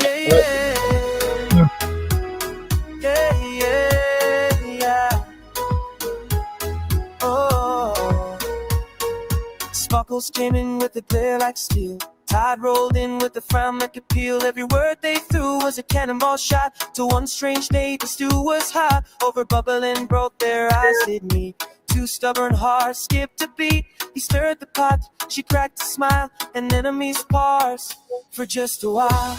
Now they're brick and mortar hearts standing side by side, built from the battles they used to fight.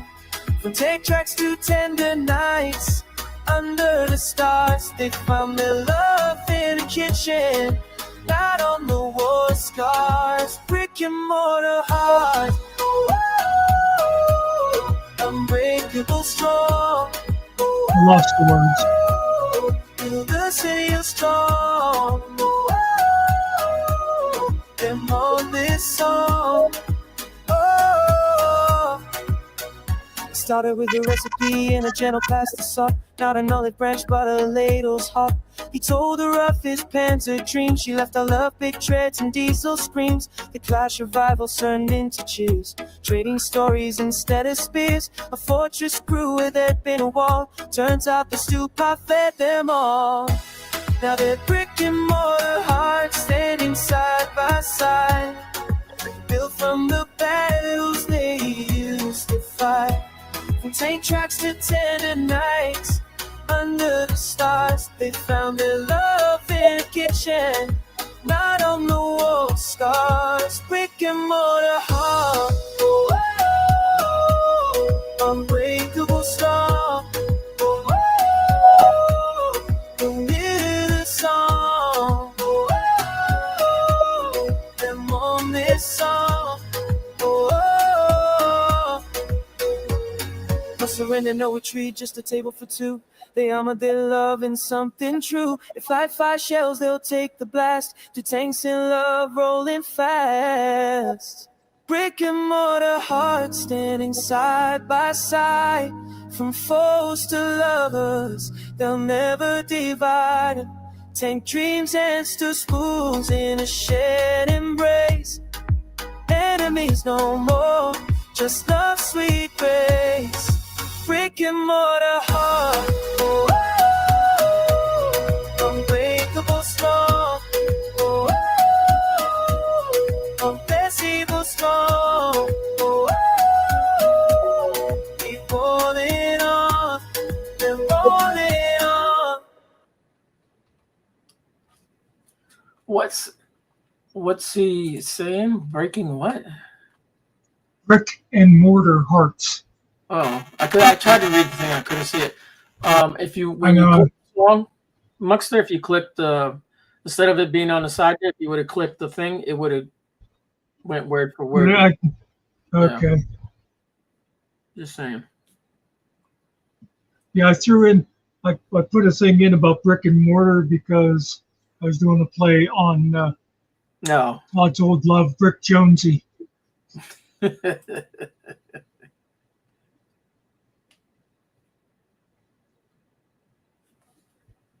What's the guy's channel name? What are the initials of that channel?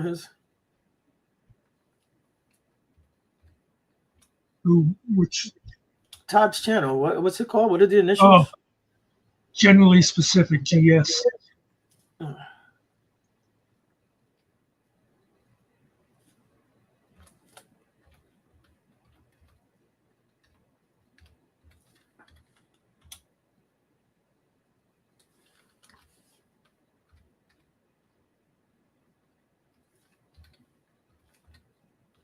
Okay. Let's see what I come up with.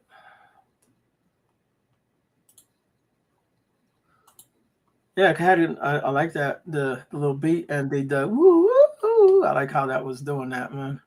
That was pretty cool, man.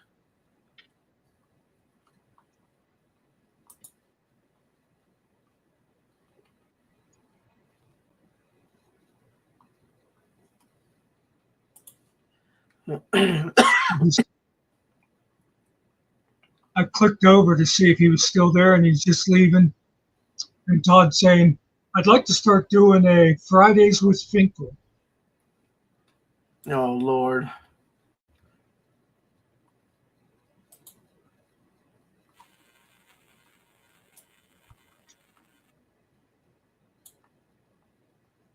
Yeah, that's all we need. Fridays with Finkel.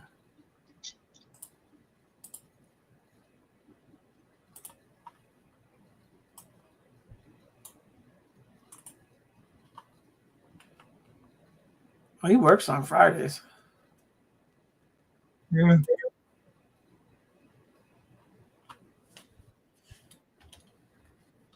I put in Todd's chat, I put dead to me.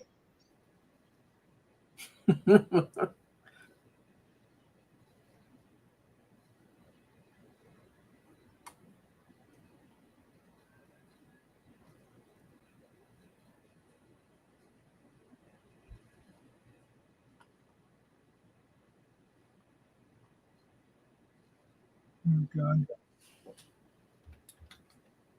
I don't know.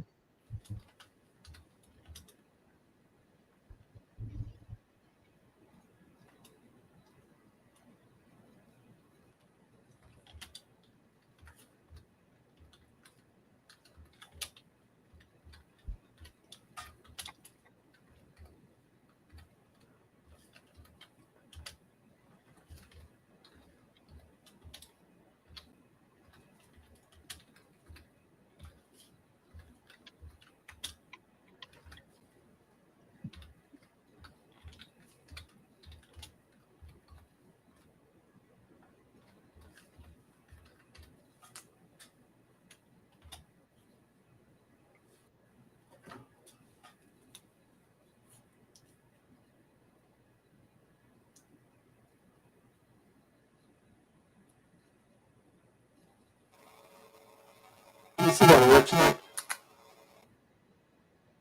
What was that? Does Finkel work tonight? Yeah.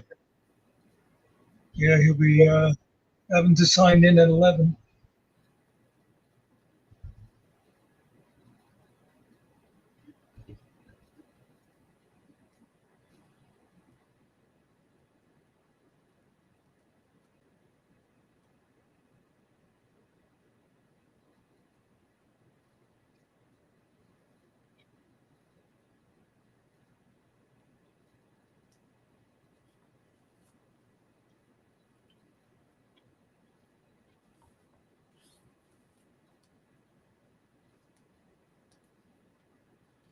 You know, I noticed today, just from like watching videos and that, I could tell that I didn't have a real strong connection. It seems like, I mean, it's not as bad as it was, but it's still like I have a much better internet at night.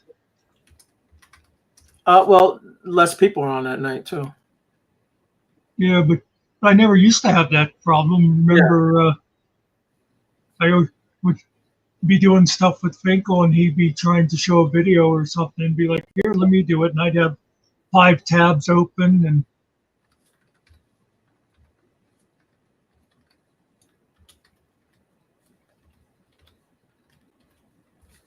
like part of it's Nerdy's fault.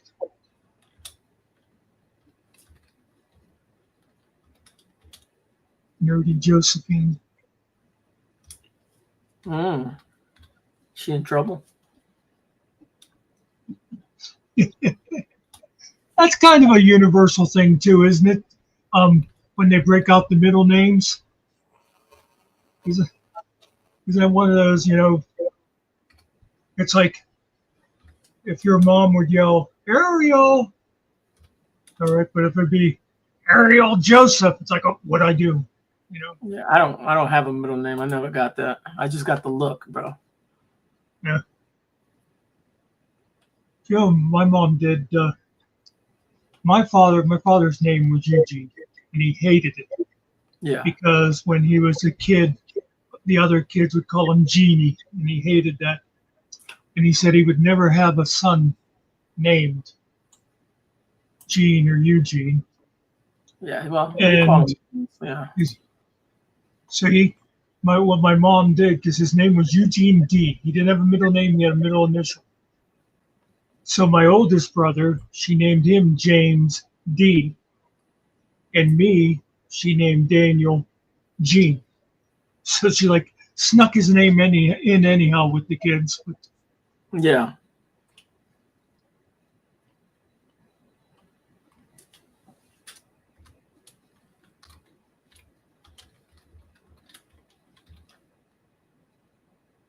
yeah, my mother used to do the cycle thing too, nerdy.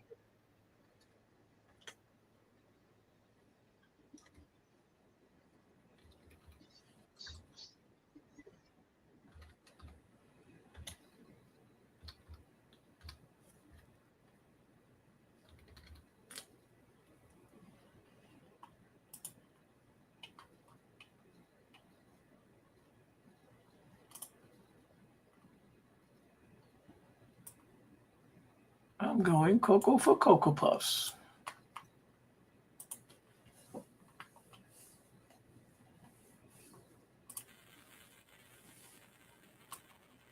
You know, I just realized what I totally forgot to do. I was going to do it at the beginning, never did. Not that it really mattered. We never got anybody, but I meant to put the link out in case anybody else wanted to come in. Oh. We pretty much had just nerdy all night.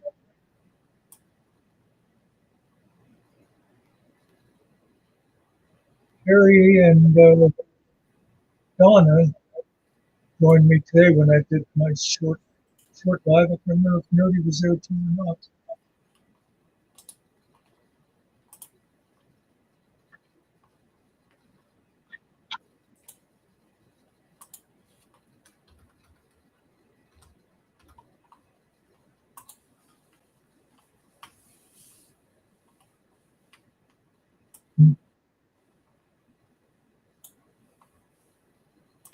Yeah, it's trouble out there in the outback.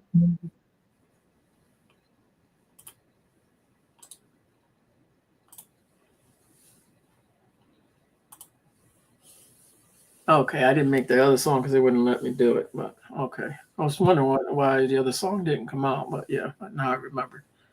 I guess it actually read the Torn Between Two Lovers, and then it decided not to do that second song. But I put full songs in here, just copied full songs just to see if it would do it. Shit, even Suno does that sometimes. It does not pick up on them. Yeah. Yeah.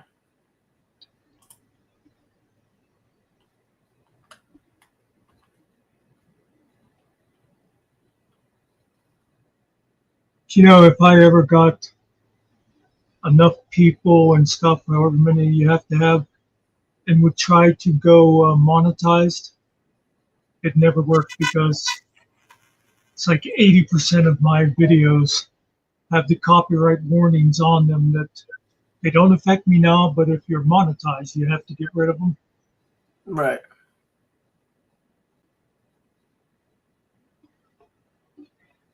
Yeah, we'll have to see, Nerdy. She out of here. No, I said, we'll have to see. She said, I think Finkel's ashamed to show his face over here now. Yeah.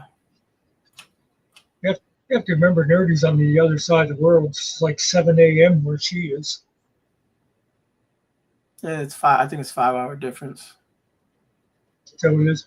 I didn't realize till I was watching a game show the other day, a week or so ago, that Alaska and Hawaii are on the same time zone. Okay. Yeah, that's weird. You picture Hawaii being a lot farther west, but they actually line up.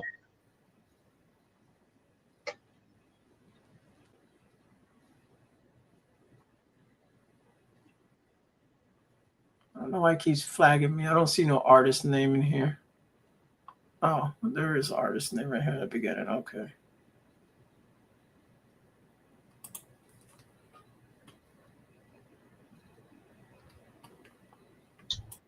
See if I get away with it. Sometimes I just put an S at the end of their name and it works.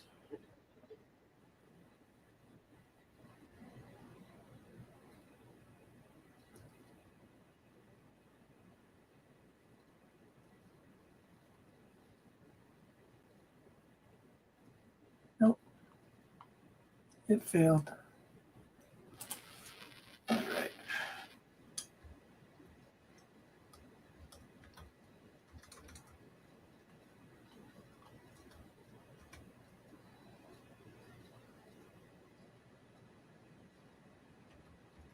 Oh, by the way, while you're playing around, something I've meant to ask a couple times.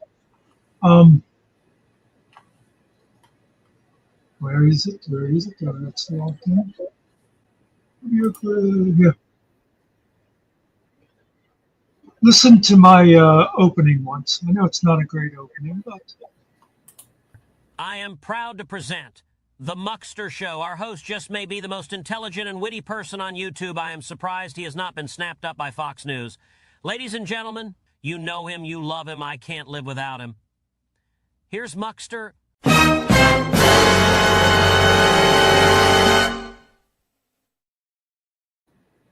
you know whose voice that is. Huh? Do you know whose voice that is? Yeah, I hate that guy. And I already listened to that, bro. I don't know if I told you not to do that one. But I think I did, and then I changed my mind. He could do whatever. Can't stand his voice, bro. I don't care if even if I liked what he was talking about. I cannot stand listening to that little bastard. Sean Hannity's another one I cannot listen to. Cannot stand his voice. Irritating.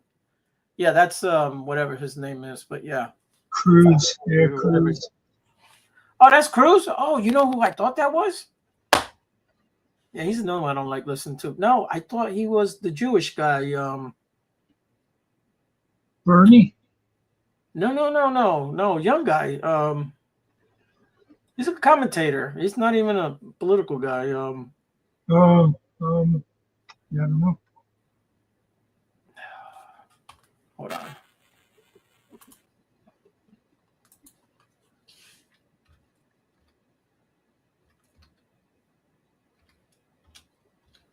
I used JFK's voice in my closing.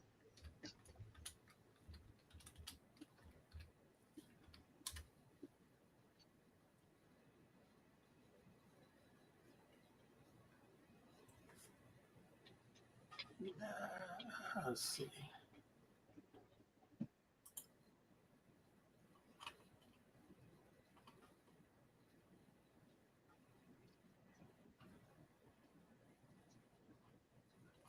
I'm not finding him. Damn, I know his name.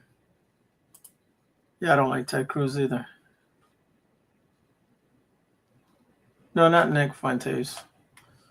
He said it was Ted Cruz. And the guy I'm thinking about is, I know you know him, you don't like him. Shapiro, whatever his name is. Is it Shapiro? Oh, You know what I'm talking about. Let's get his voice. Do you know what I'm talking about? The Shapiro guy? Oh my God. it's like I'm thinking I should know, and it's not coming to me. You know who I'm talking about. It's got an irritating voice. Let's see. Nerdy said Ben Shapiro. That's him, that little bastard. I'm thinking he's little.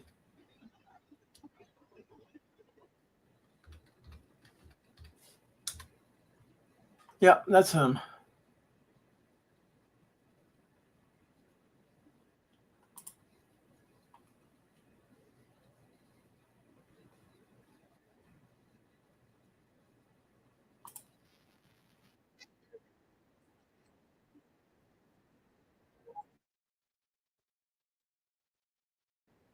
I hate commercials.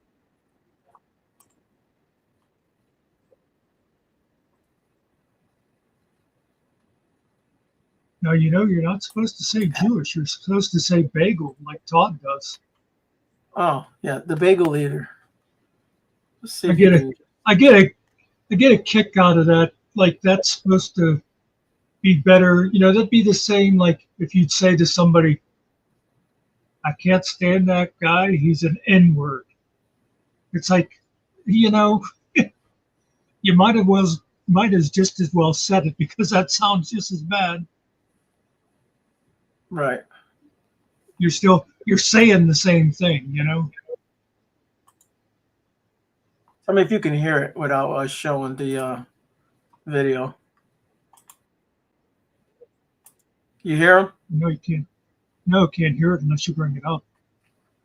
Oh, yeah, we'll bring it up here Can't for a hear it. minute.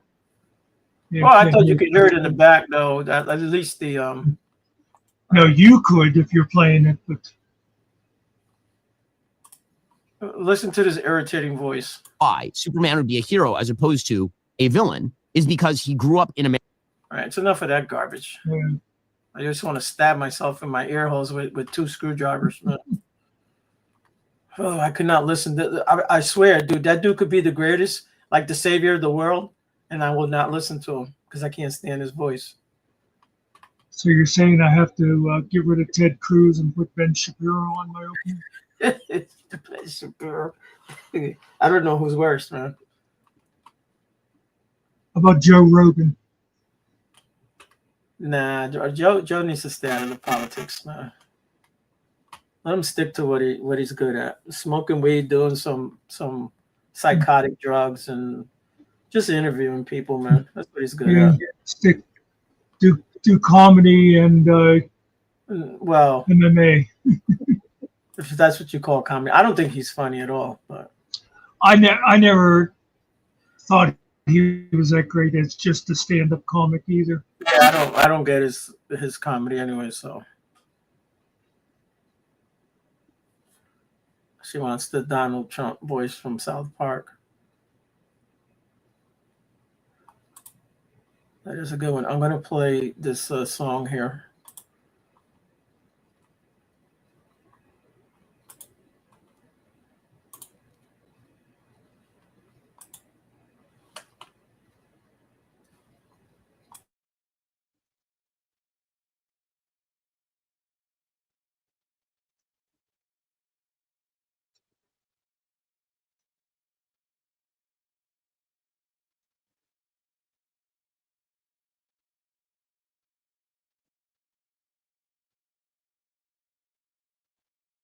You know, it's not playing yet, right?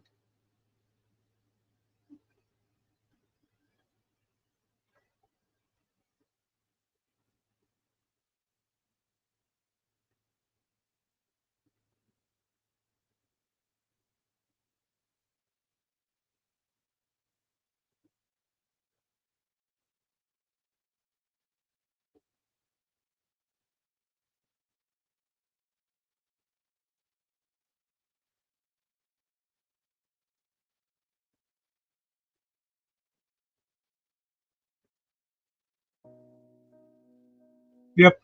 Yeah. This one's for you, GS. Sarge out here. Risking it all. I think it needs volume unless it's going to get louder itself.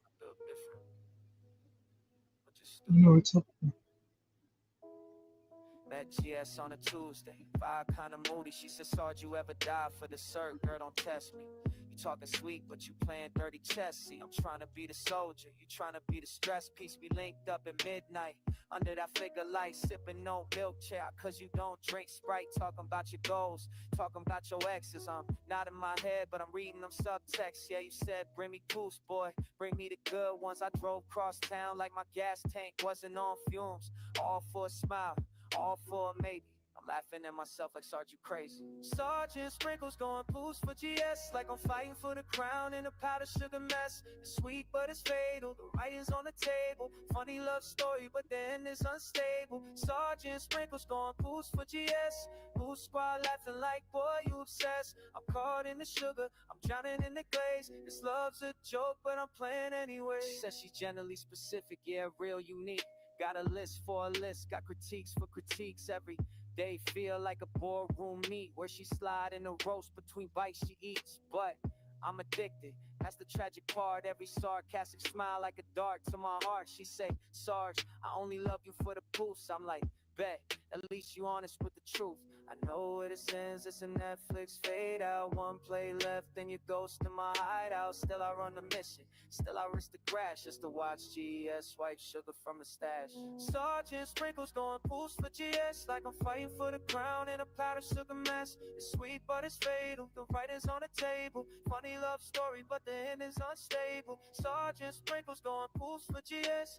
Whole squad laughing like, boy, you obsessed. I'm caught in the sugar, I'm drowning in the glaze. This love's a joke, but I'm playing anyway. Yeah. When it's over, it won't be tears now. Just crumbs. Maybe a burn mark on my tongue. And an empty box. That's love, right? Poofs for GS. Guess I'll never learn my lesson. Tragedies is comedy in slow motion. Sprinkles out. If you know.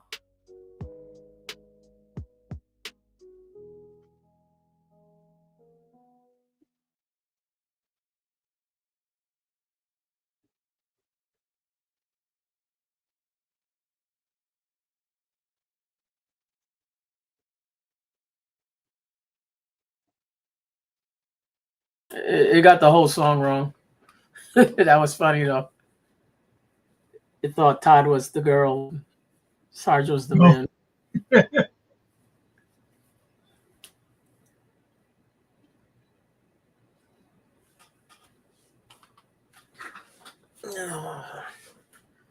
You know, you think AI is smarter than that, and it knows you, but it really doesn't. It does, but it doesn't. Still screws up.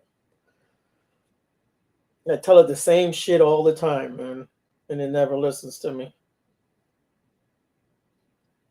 It gives me the same prompt every time I tell it not to do that.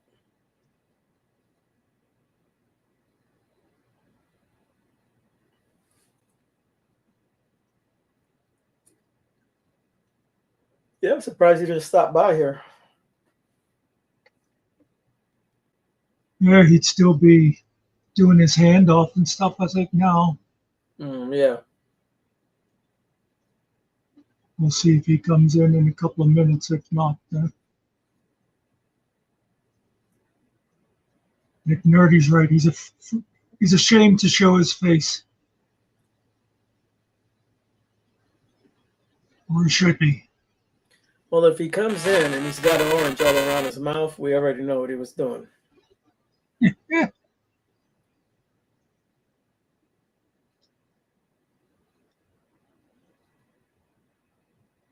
Sure got a pretty mouth, Sarge.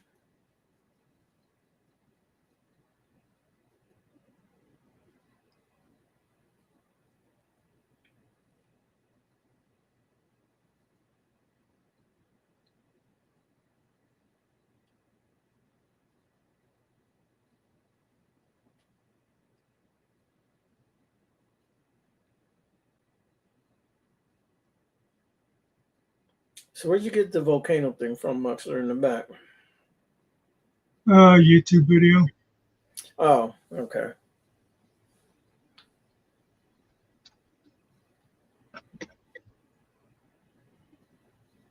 How'd you like to live next to that thing?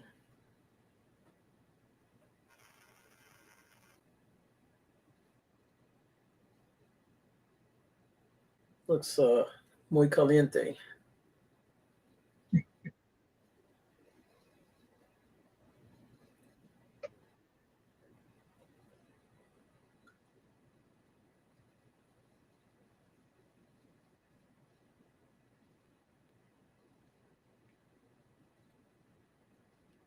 When that one day when I went live and decided to do it from Sarge's StreamYard, because I thought in case he wanted to join in, he could just come right in the easy way, but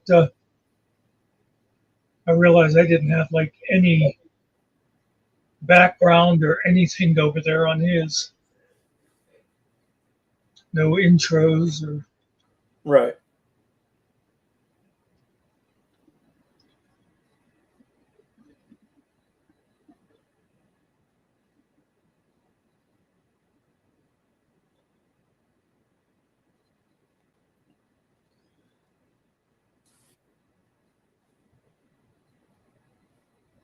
I kind of like watching that lava flow like that.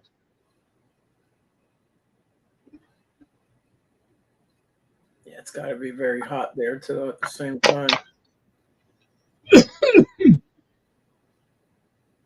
I like when the people go up there to like check it out, right? They get spectators, they go up there.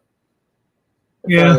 They're flying the little drones. Sometimes the drones can't, and they'll just fall into the lava because it's so damn hot and stuff. But every now and then the volcano will get violent, right, and decide to spit up on everyone, and you see them all running for their lives. That shit is hilarious, man.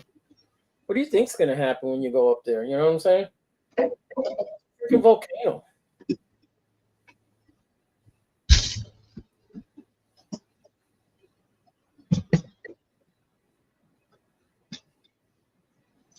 Well, people are stupid. Yeah.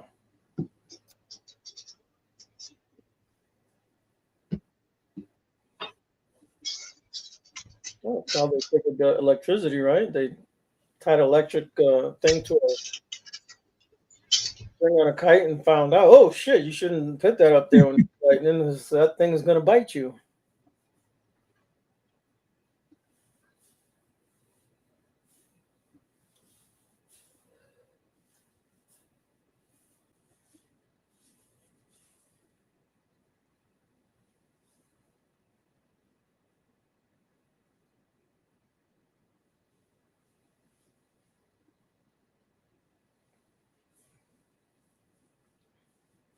Hey, have you ever tried fudge pie, chocolate fudge pie? No. Maybe Nerdy's had it. I hear it tastes really good, but it's real super sweet.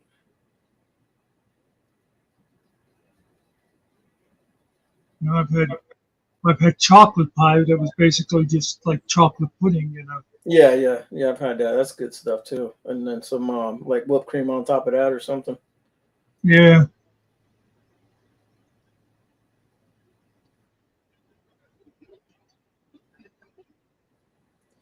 Yeah, I can't eat it either, Nerdy. I just wondering if it tastes good.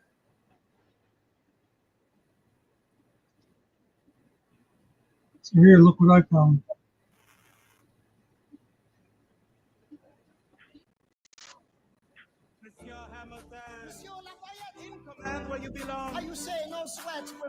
All right. Am I? You? Okay. Sorry. I'm on my iPhone. My computer setup is for work. I just checked in. This is a follow-up on. Sorry, my face isn't lighting up with my voice. So I don't know if I'm coming through. Looks like I have a zero audience right now. All right, it's 10:51 p.m. I just got off the panel with Generally Specific, and apparently it was not a trap. He was very cordial. We had a pretty good conversation. He played a couple videos. It sounds like he's questioning. Yeah, he's questioning Trump. And but not everyone was. Some of his audience seemed to get mad. Something about can't stand this commie stuff. I'm out of here, or something like that. I can't remember. GS was actually on really good behavior, and I just looked at the TV, and BSBT was on. The volume's down, so I can't hear what it was said. But wow, I was on. BSBT was on. Actually, let me see that.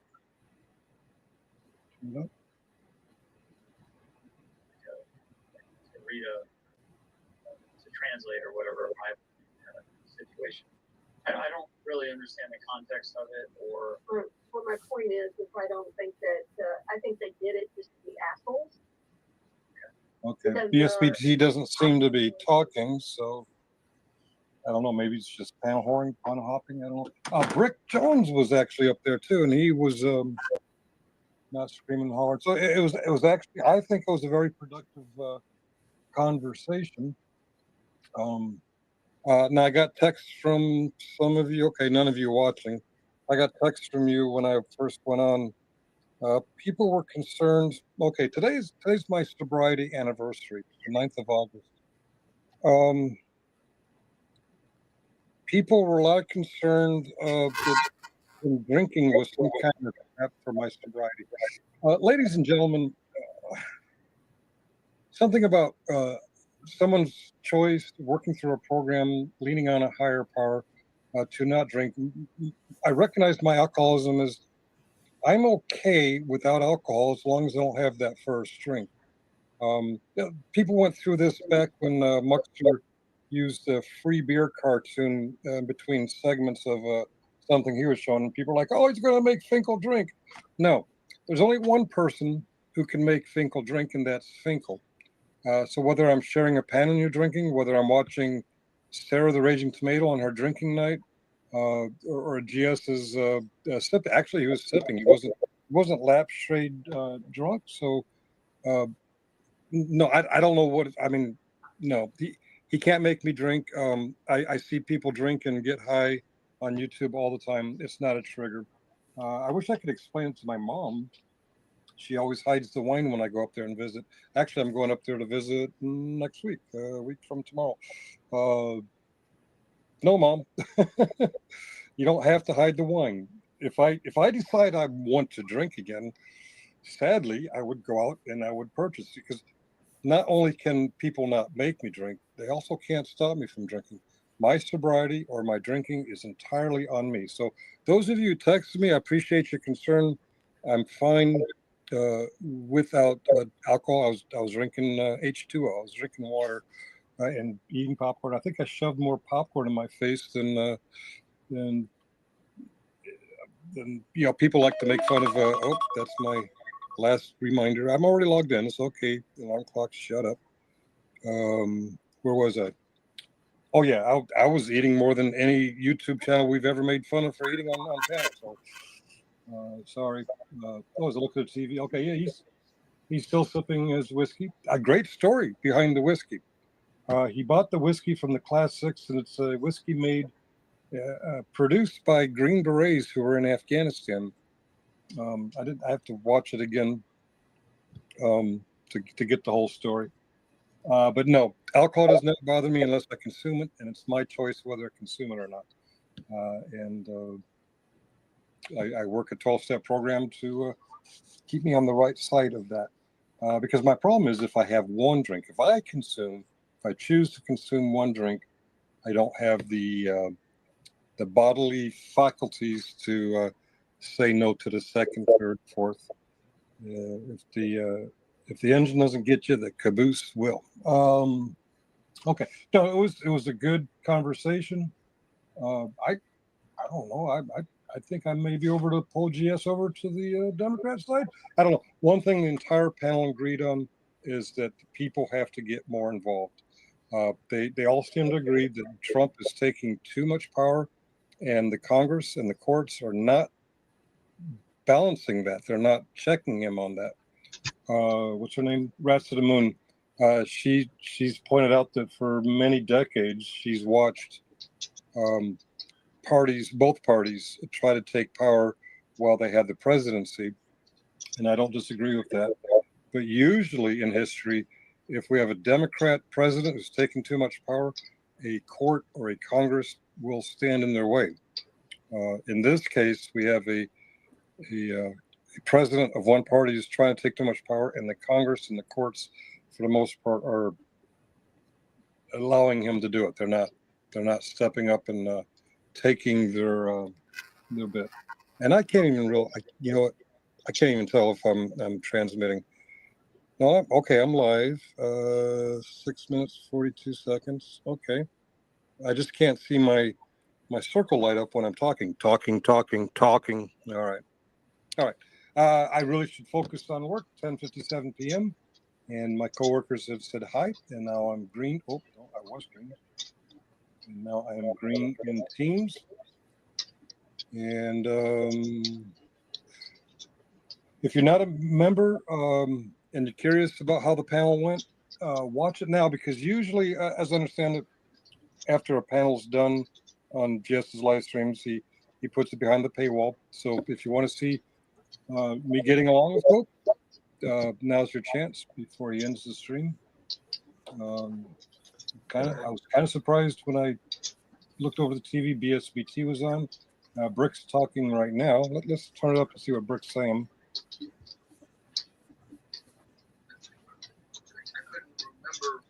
can't remember what it was, but it seems like that it was probably during that time. So that's very interesting. There's Article 1, Section 8. And I think of that section 8 and 9. Yeah, Okay. 8 and 9. And then Okay, yeah. They're still talking about the Library of Congress website.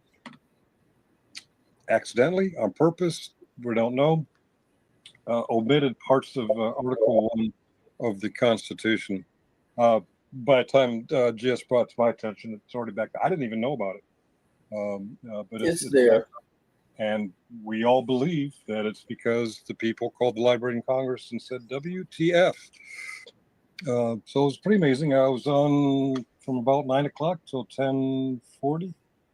If Finkel paid attention to me instead of Todd 2 days ago, I brought up about that being missing and then being replaced. 10:45, and not a crossword. They said they had a glitch or something or whatever. It didn't go anywhere. I think I saw some of my audience members in there, and I saw some of his audiences in there.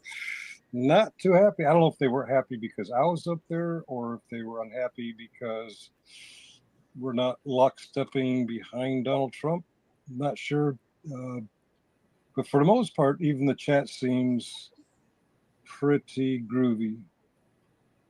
Pressmaster 18, I'm 1965. Are they talking about birthdays? I am also 1965. And Dove says, I forget that Rats is older than me. Okay. A very well-mannered panel. Now, if work lets me, I'm going to go watch some of the other channels and see if they're making fun of me. And it's fine if you are. It's okay. I'm coming to a realization that when it comes to panels and talking about other YouTube channels, we all kind of go over the top. We all kind of over dramatize it. And I'm guilty as everyone else, but it does seem like everyone does it. If you get on a YouTube panel and you talk about this YouTube or that YouTube panel, we tend to not only start misinterpreting stuff, but even as they say stuff that's correct, our minds are set, they're wrong about everything. And we actually, and when I say we, I mean collectively, Hill Pirate Studios, Finkel and Friends, Generally Specific, Raging Tomato, you name it. If there's a panel, we tend to do it. And we got to get away from that. I see BSBTs here now. Think. One word, think. One syllable, think. That's me, think, about the speaker. I am the think. And I really should focus on work, because while I was talking, I just turned yellow again. I got to keep wiggling the mouse until something comes in. All right. Good night, all. Well, okay, one of you. All right, BSBT. Well, maybe some folks will watch this later. Maybe as I talk, I'm actually not transmitting. I hate doing this on the iPhone. I'm going to click end. I'm going to click end right now. Are you mad? Why'd you just click out? He needs a 12-step program for YouTube. I can't even make fun of him. Yeah. Because I'm just kind of disgusted. That is what it is. Let's keep everybody happy. Not going to happen. It's just, the way Todd has acted and stuff, and then to oh, well, he's being real nice now. Yeah, but, you know, he's a piece of shit. Well, turd's a turd, right? No. And I feel like he's just like using Finkel to. Yeah, that's what it is, man. I think it's all right though. And I blame Nerdy. It's all Nerdy's fault. Yeah, Nerdy Joe.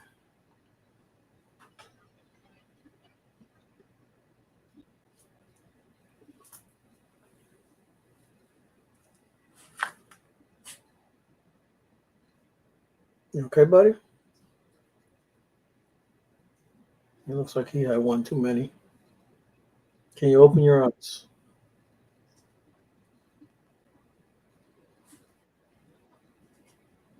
Stand on one leg and recite the alphabet backwards. Yeah. Can you say bow wow? Freaking dog, I tell you, he's a little lazy bastard in the mornings, man. He'll wake me up any time at night, but if I go to take him upstairs, he does not want to get up, man. Dude, I put the leash on him and he'll stay laying, and I'm just dragging him on the floor. He's just being dragged across the floor. He's got a body harness on anyways, but yeah, shit is hilarious. And he's underneath this table. I got to bend down and get down in there to grab him.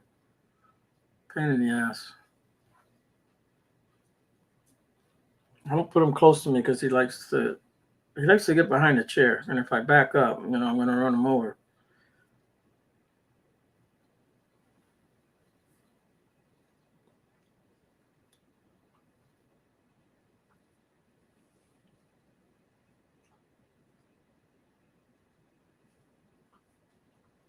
See how this thing goes.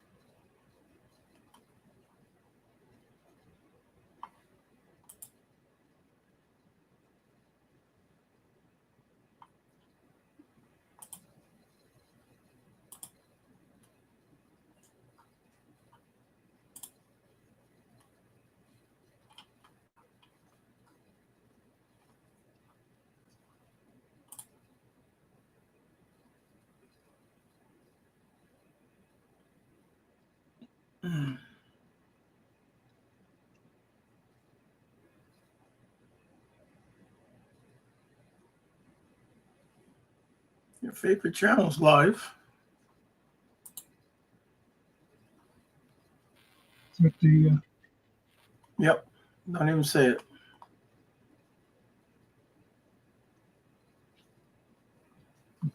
the shouting channel. Renew your channel membership. No, not now. Not ever.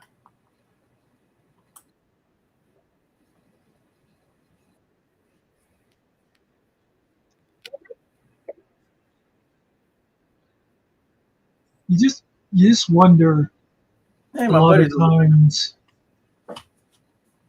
Phil, Yeah, Phil's over there. Yeah, I see Josephine and Bruno, yeah, Mitchell, yeah. I clicked. I was gonna say to you, hey, Phil's there. Hank Hill's there. Captain Action, I don't know. I've seen him, but I don't know him. Hank, I do know. Yeah. And there goes Lazy. So I just clicked on Todd, and now that Finkel's gone, he's like they're yelling at people and swearing, and so it's all just an act. Yeah.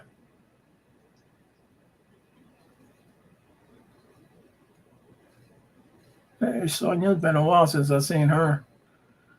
All right, let me get out of here. I've already given them too much credit.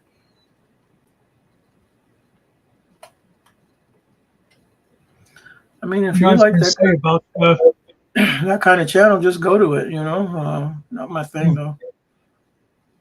which I was going to say about that yelling place. It's like they've always kept an audience, so obviously that appeals to Yeah, certain people. there's a place for it. Yeah, there's a place for it. There's those that are drawn to that.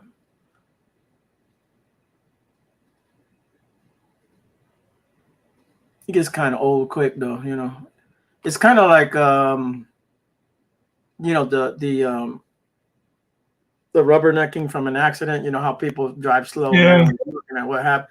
It's one of those things, right? You run into it and you're like, oh wow, what is this? And then after a while you're like, oh no, this is poison, man. This is not good for me. Because that's what it is, man. It ends up being. I wonder if some people, when they watch someone like Bruno, it makes them feel better about themselves. Probably. Well, at least I'm not that bad, you know, kind of a thing. Which is really setting a low bar for yourself. Yeah.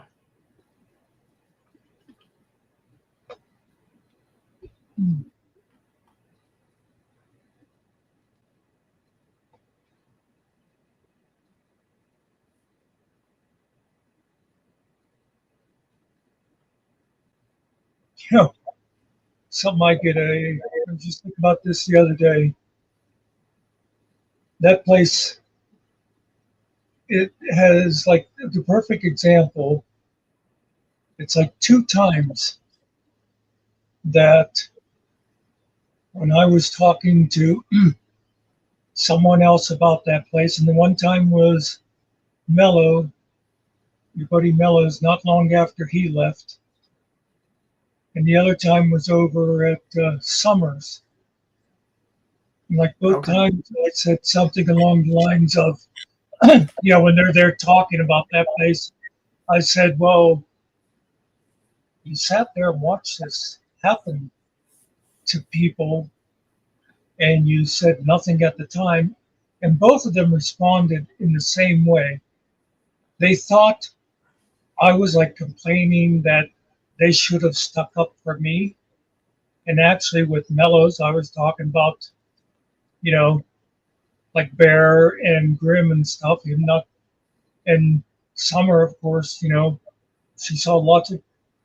But the fact that they figured I was just talking about myself shows what people are like, because that's where their mind goes right off is, you know, me. How does this affect me?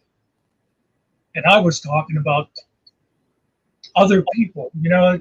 I mean, that's just I've seen that so many times and stuff, you know, that the way people respond to something tells you more about them than anything.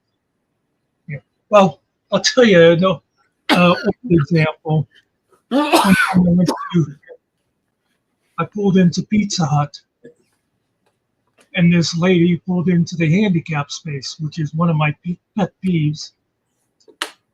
And she had a couple of kids, and there was absolutely nothing wrong with her. She had no handicap sticker, and I said something to her about it, and she goes, you're probably just mad because you wanted the space for yourself. You know, and it's like, no, it's because I'm thinking about that somebody else might actually take that space. Yeah. Hey, that's the way you feel. That's what I tell Rick all the time. I said, listen, we'll leave that space open for somebody else, and I can park right over here, no problem. And then I get yelled at, but whatever, man. It's no big deal to me, man. Well, that's like when I used to take my mother grocery shopping, and I would just drop her off, you know.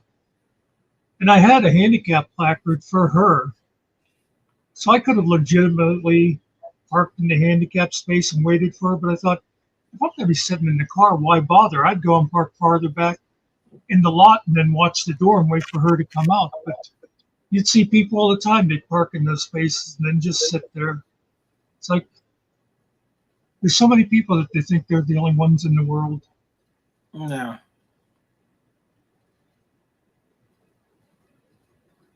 That is true. I do park in the handicap, but I do have I got to get a plate. That's what I Well, need to get a plate on my car.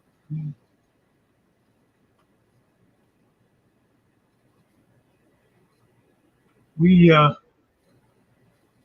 just have these things you hang off your mirror. Yeah. You don't have to get a actual plate.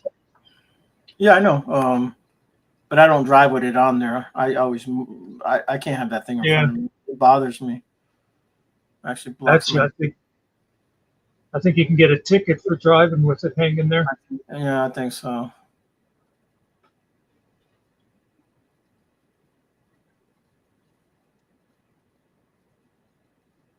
Yeah, we got.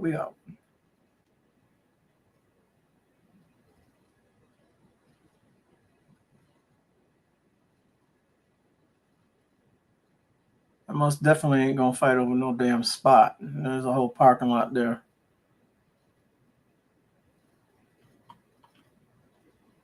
Well, it's just like I can't remember if me and you were talking about this not long ago. I was saying to someone else about like this grocery carts. You know, if you see a grocery cart, you're going in the store, not just take the cart that's out there. It's like like a lot of people that leave them right at their the parking space and stuff.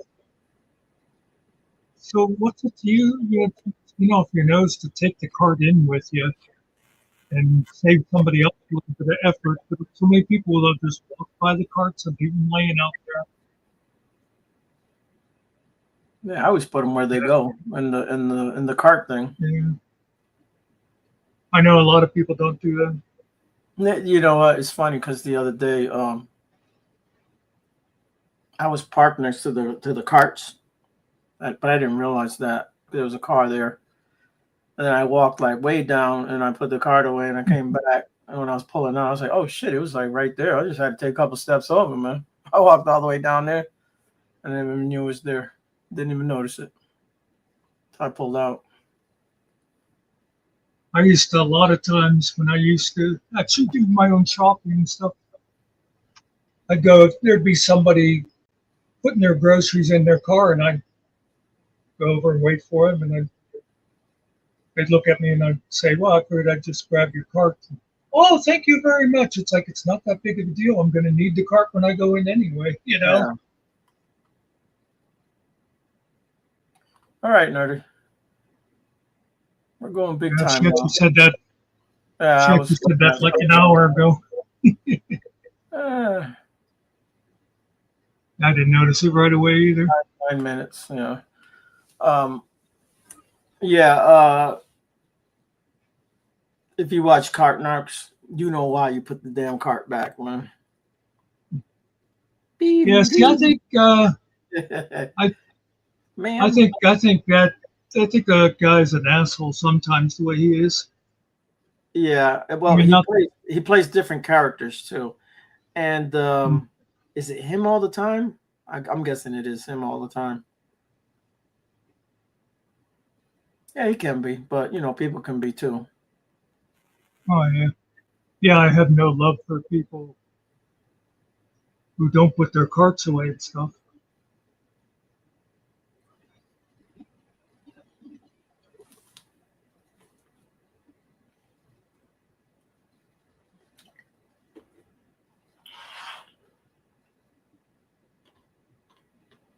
Yeah, I usually grab when I'm outside.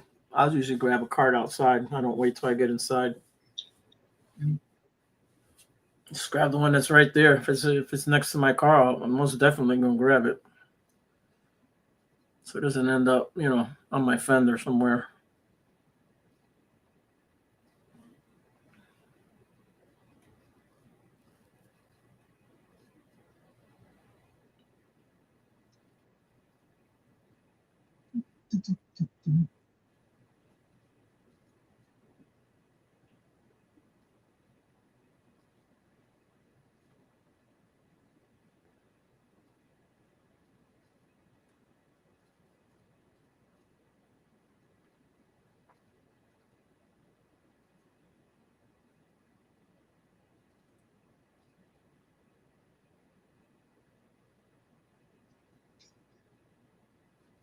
Did you hear my new song there? I think I put a new song on my channel. I believe I did. Let's see. Wicked Games? Yeah, Wicked Games, yeah. No, I hadn't seen that one yet. Maybe you like that one.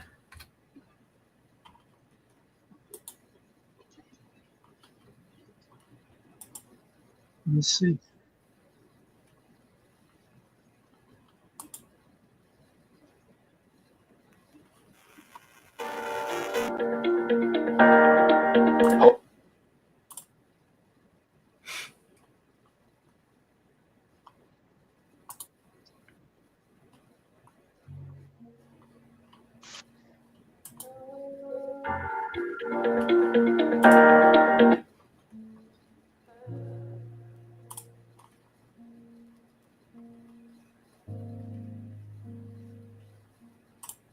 City lights burn, but my heart feels cold. Scrolling through ghosts that I can't get over. It's wild what lust can make a man ignore. Now I'm standing here back at your door.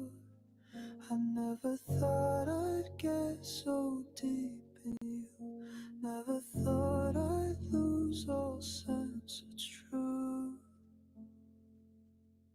No, I don't wanna love again. This world just turns love into pain. No, I don't wanna try again. This game don't change, just new names. What a wicked love we made. Now I feel erased. What a twisted thing to crave, just to fade away. What a savage thing to do. Make me fall for you. Now I'm drowning in the flame, and I don't wanna play your wicked game. You kissed me slow, then let me go. Left your perfume in my soul. Your words felt like a lullaby. Now they echo like a lie. Never thought I'd see the day where I'd be begging fate to look away. You got my heart in disrepair, and you're acting like you were never there. No, I can't fall again. This world don't heal, it just pretends. No, I won't call again. Let the silence be the end. What a wicked love we made. Now I feel erased. What a twisted thing to crave, just to fade away. What a savage thing to do. Make me fall for you. Now I'm drowning in the flame, and I don't wanna play your wicked game. I gave you the pieces, you gave me a mass. Told me it's real, then you left me in glass. Modern love, just smoke and flash, but I still see you when the past comes back. No, I don't wanna fall in love. This world just breaks it up. No, I don't wanna fall in love. Not with you, not again. Wicked love. Nobody wins. If you know, you know.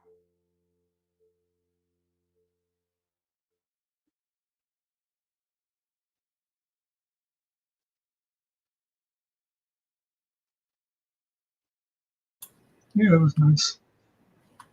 Yeah.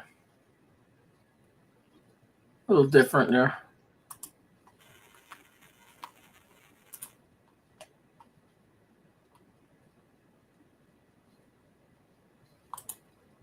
Ugh.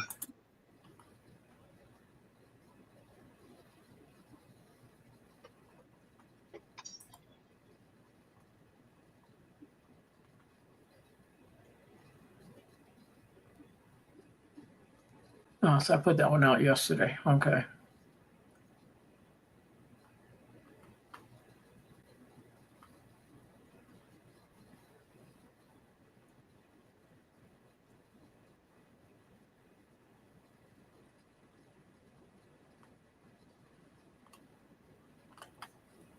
Yep, it's just getting those damn videos together. That one I just threw together real quick. I didn't even really bother. Just found a bunch of little city things there and just threw them all in there. Yeah, it worked. Yeah.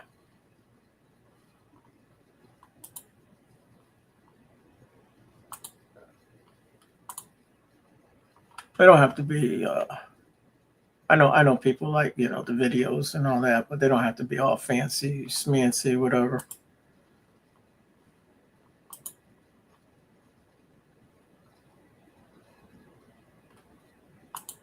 If I was making money off this channel, I'd buy a serious AI. I make some real cool videos, but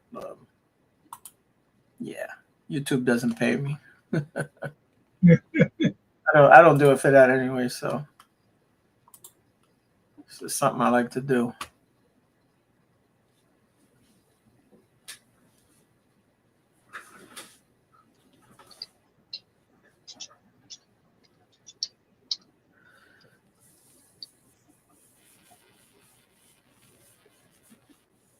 I do buy some stuff and use it. All depends what it is.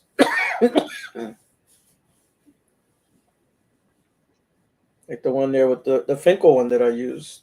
You just kind of drop the song in there and it reads all the lyrics and it creates that whole video for you. It's not perfect, but it does work.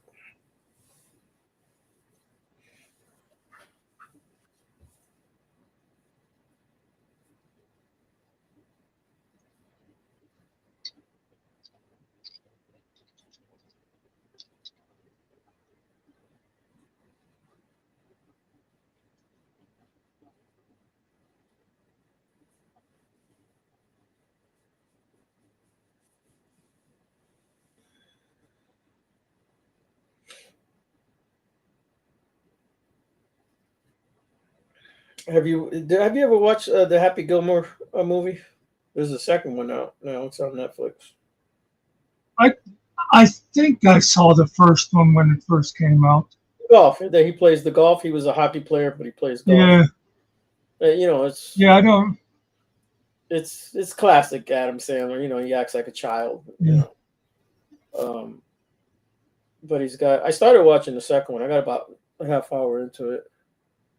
Got to finish watching it. I don't know if it's going to be any better than the first one. Remember the other one? He had Bob Barker was in it, and they went at it. Barker threw him down. On him. I just saw a thing not long ago where Bob Barker insisted on doing his own stunts. Oh, for the movie? That's the fight scene and stuff. Yeah. That was all. He didn't use a stuntman for that. Okay. Yeah, he was like 100 years old, whatever. I don't know how old he was. He was up there. I think he hit 100 when he died, right? Or if not, close to it. Yeah, he was close to it because I can remember seeing somebody posted a thing that said Bob Barker went as close as he could to 100 without going over. Okay. Because that was must have been real close to that day then. See, Dick Van Dyke just hit 100. Yeah. Yeah, he's an old bastard.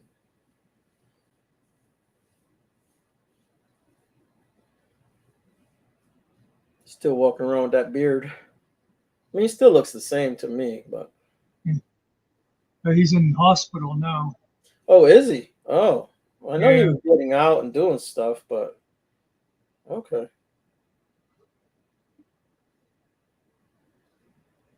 Yeah, I remember not that long ago Yeah. there being a video of him dancing and stuff. Who Yeah. was it? Somebody, it was like Pharrell or somebody did a song and had him dancing in it. No, I think it was it him or was it the other guy? The guy John that talks. Legend? No, the guy that talks. No, Pharrell. The guy that talks kind of like William Shatner, where he kind of pauses when he talks. Christopher, is it Christopher Walken? Christopher Walken. Yeah, Yeah, he's the no, but I'm talking about a musician. They did a song and had Dick Van Dyke in the video. no. Maybe I didn't see that one. Well, Walken did a video. That's why I'm saying that he had done something dancing for somebody. Yeah, Because he's a trained dancer. yeah, You know, right? yeah. I've seen video with him. Yeah.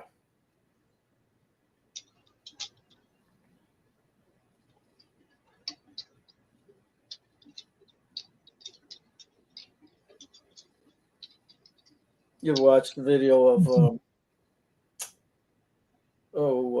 what's Mad Max's name? Mel Gibson. Yeah, he's got a video out there talking about he had a meeting with Christopher Walken. It's the scariest man in Hollywood. He said he would never talk to that man again. Oh, it was Chris Martin from Coldplay. Oh, He did a song and had Dick Martin in it. Okay.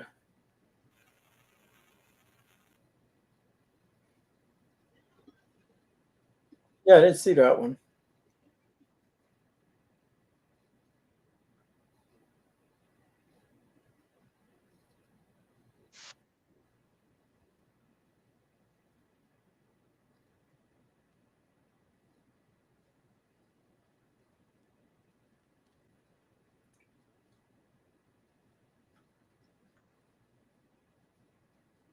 Hey, Kiwi, how's it going?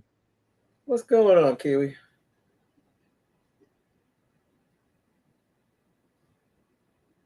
How's the weather?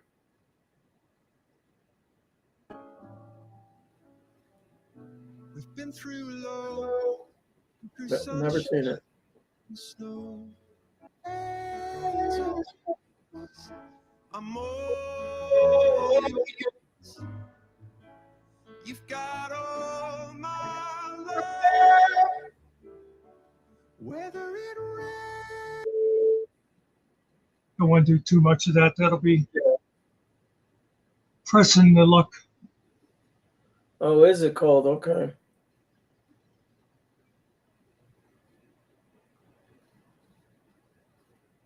Yes, you got all that wool over there for. Keep yourself warm.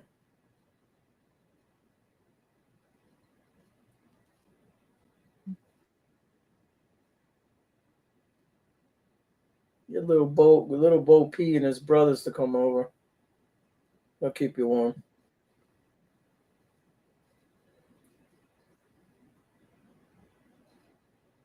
Oh, nice.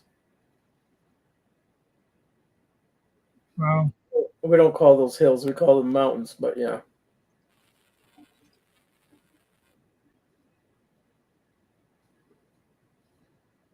There may be hills over there. I don't know what you got.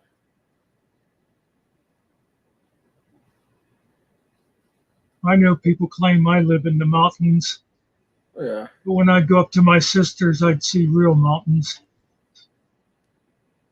Where should live? Poconos? Yeah. Catskills. Catskills. Okay.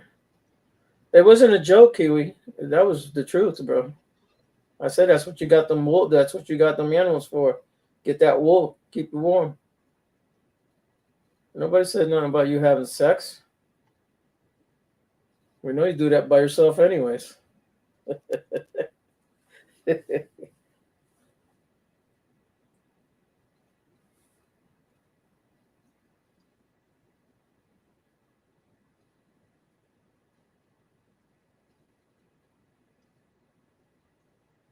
So why would he move to a place that snows? That's what I want to know.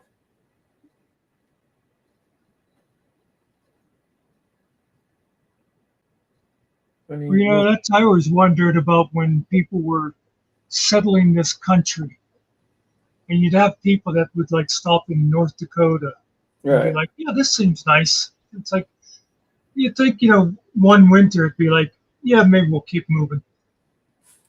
Well, maybe they just got tired and they were like, well, we don't have no more money. We can't go any further. Yeah, this is good enough right here, I guess.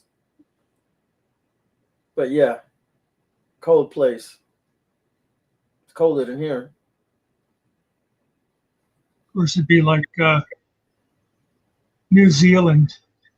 People go, this kind of sucks, but at least it's not Australia. Yeah.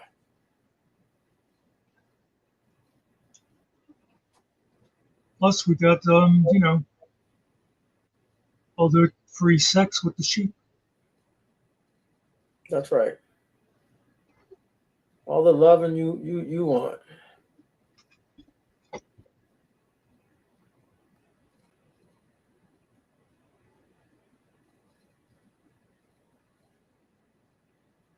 I don't know where those are at. I'm in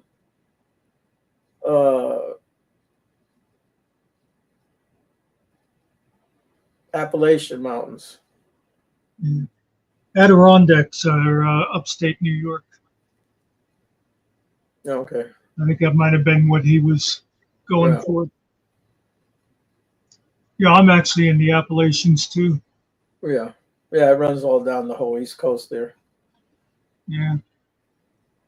That's what that one lady I used to work with one time, she said to me, she goes, "Where really are the Appalachian Mountains?" And I said, "Look out the window."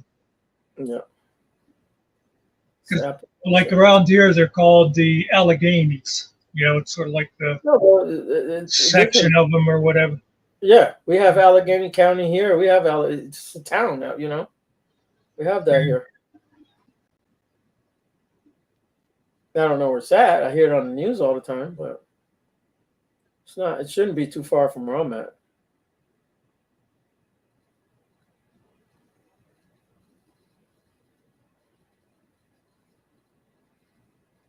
Yeah, see, now that's what you should do for a video.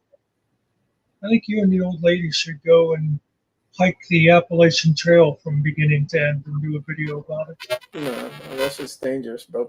They find people dead all the time, man. Yeah, plus it takes healthy people like, was it a month or two to do it? Yeah, my little legs don't want to walk all that shit anyways.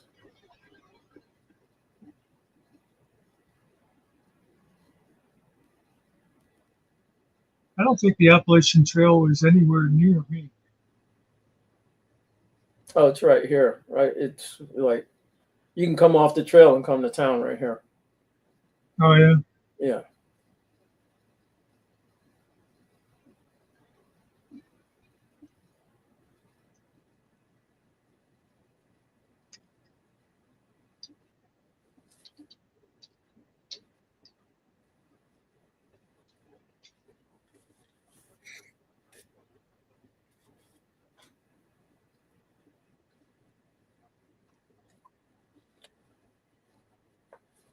$2,200 miles between Georgia and Maine. Mm-hmm. Georgia.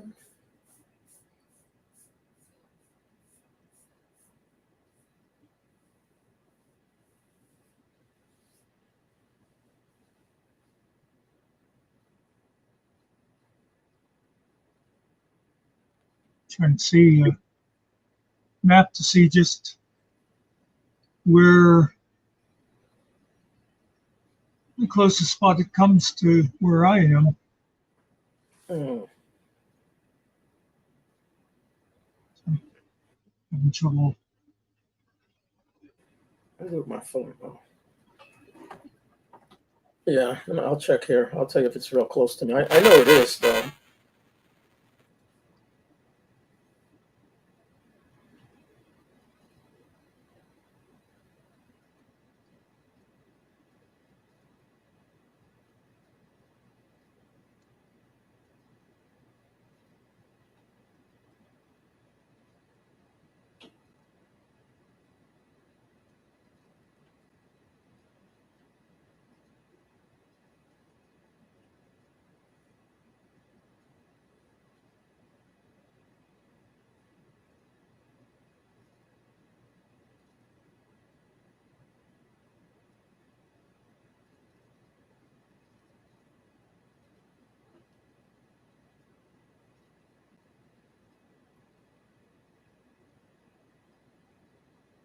Yeah, it's quite a bit east from me. It looks like. Seems to go near Harrisburg.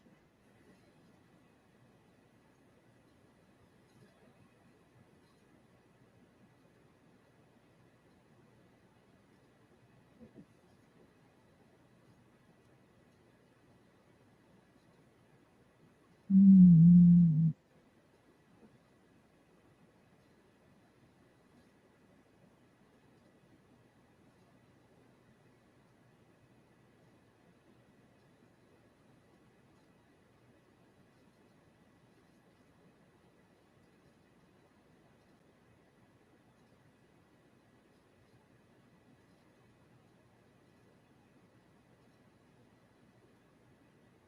Yeah, it comes right through here, Muckster. Actually, through my town. Oh, yeah. So it's the Appalachian Trail. I'm not even going to say it, but whatever. It's an 8-mile blue single track trail located near Virginia.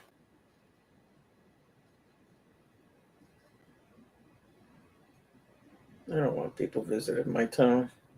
There's nothing but banks and hotels here and gas stations.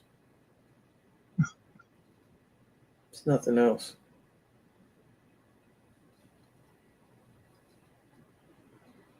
Yeah, but we got the Walmart.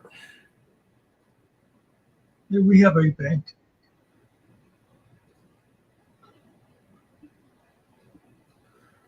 No, Yeah, okay. I'm gonna walk the trail. I've walked some trails, but not that one. I'm trying to think of the name of the park. It's in New River Valley.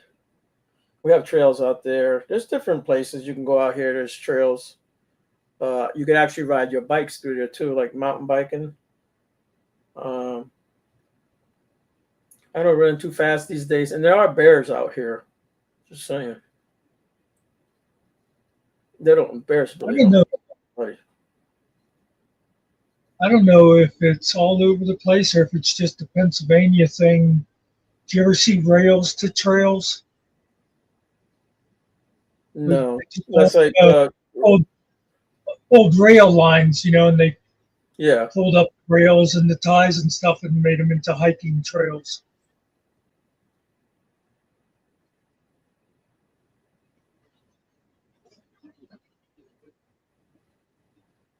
So there's actually an Appalachian Trail community that actually runs. So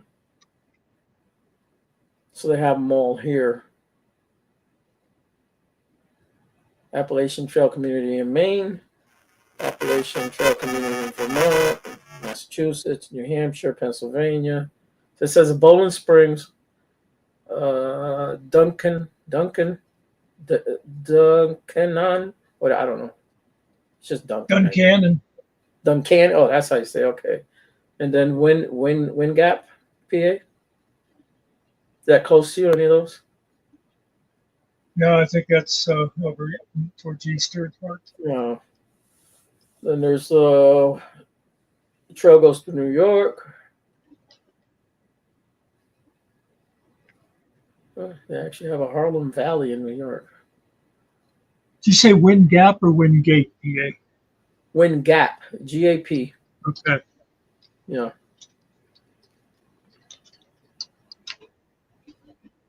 Virginia goes through Abington, Bland, Waynesboro, Buena Vista, and Glasgow. Hey, we got a Glasgow's in Ireland, right? Damascus. No, Scotland. Oh, Scotland. Okay. Yeah, So Wind Gap is way over by the eastern border. Yeah, I've been to Abington. I've been to Bland. I don't know about Waynesboro. I've been to Buena Vista, Damascus. I've been out there. Oh, Narrows. I've been to Narrows of Virginia. It's far from here. But they call it Nares. Nares. It's spelled Narrows. That's Narrows, right? Yeah. They say Nares. And I swear, if you say Narrows, they go, what? Where? Who? What? Nelson County, never heard of it. I can't remember Kiwi. I think it was Hawaii. Lorain and Page County, Troutville. I know Troutville, but I don't know if I've been there.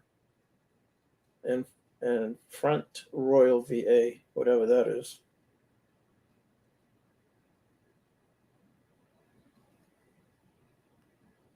Oh, and then it just goes through West Virginia. Just one spot. There's North Carolina, Hot Springs, Tennessee, and then Georgia. I don't know how Tennessee's connected to that. I have to look at it.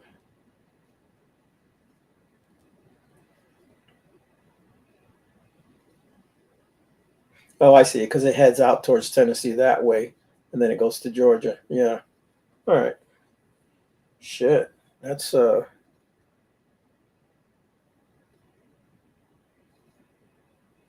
don't know any of those towns in Georgia.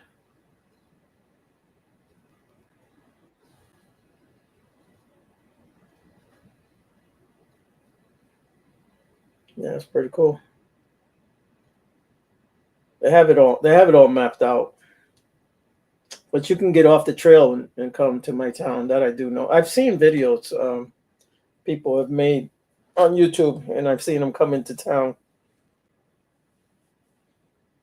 It's a little famous spot here in town that everybody goes to.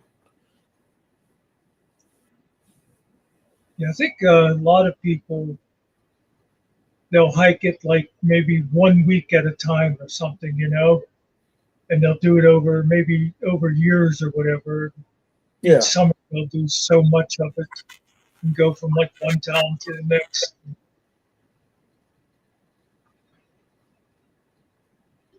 And I don't know how many people can do just the whole 2,200 miles in one stretch.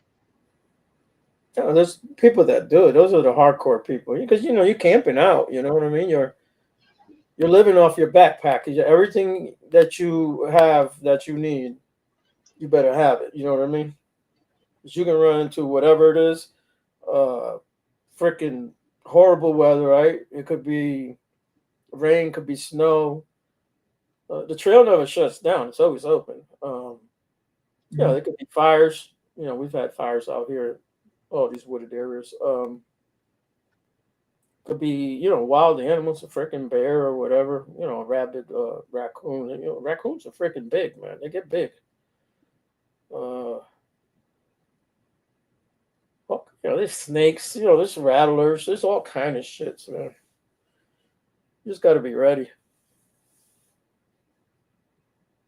I'm surprised. I was just was talking to my one nurse today, and she's a outdoors person. She's hunted, since she was 12 or whatever, and was talking about snakes. And I said to her about, because she said her kids are afraid of coming across snakes when they're out walking the woods.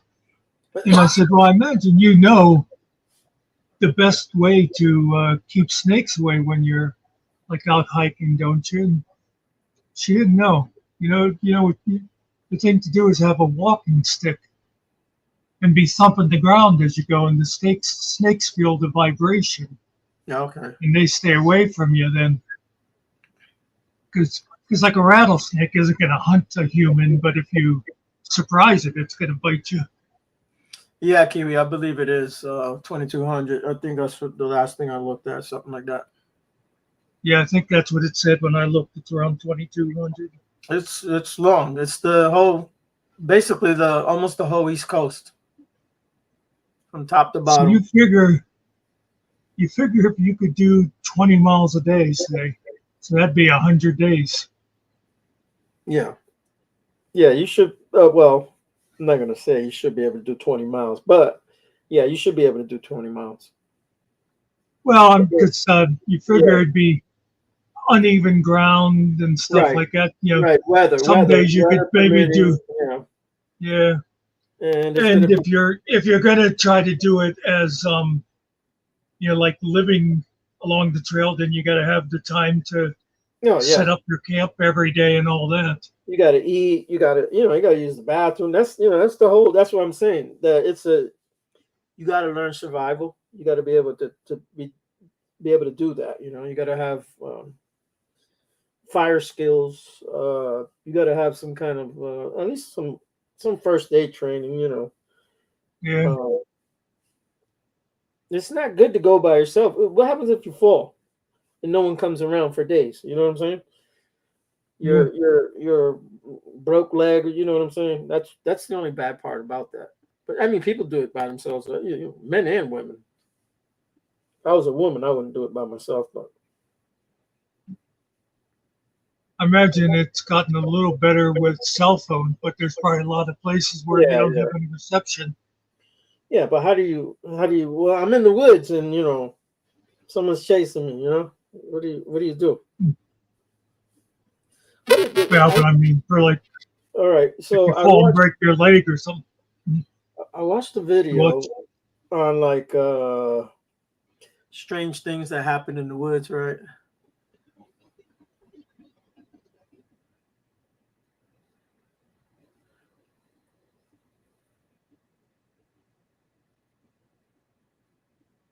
Oh, okay. Took him some time to finish it. Yeah, it's long because you're gonna have places where you actually have to hike, climb some mountains for real, and then you're gonna have some nice spots that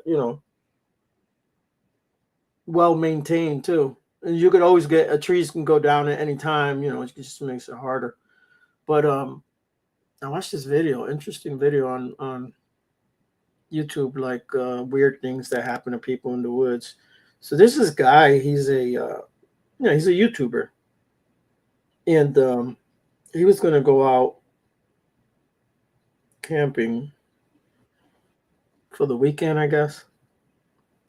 I guess the word got out that he was out there, and he doesn't know. Somebody was out in the woods looking for him, man. This person looked everywhere. They did not find him. He actually got out of his tent and took off, but he didn't stay at his base there. But the guy never did. He thought the guy saw him, but the guy never did see him. So he didn't know whether this person wanted to harm him or just wanted to say, "Hey, I just came out to surprise you" or something. It was if you watch the video, it's kind of spooky, And that's when you want to have a gun. Yeah. You're like, "Where's Second Amendment?"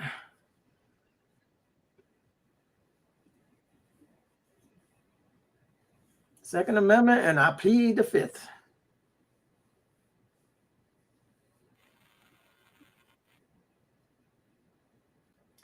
Yeah, I guess the guy showed where he was at, and that person probably noticed the area. Probably say, "Hey, I know where that's at. Let's go out there and find him." Yeah, I think it was more than one person though that was looking. And I'm talking like the dude's like 100 yards away from him or something. It's not. He wasn't too far, man, or closer.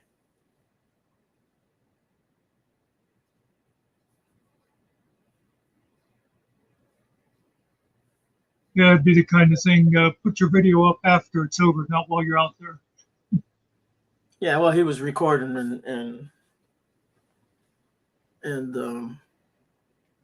explaining what was going on. But yeah, it's not the time to pull the camera out. You don't want to bring any attention to it. You don't want them to see any lights or anything like that, especially if in the pitch black, So they tell the soldiers not to smoke, in the war times at night because they get picked off by snipers. They can see that little, just the head of that cigarette. They can see it from far, far away. Yeah. Where you put the cigarette, it goes right to your head. All they got to do is pop one in your head. They don't got to hit you real good. Do some damage.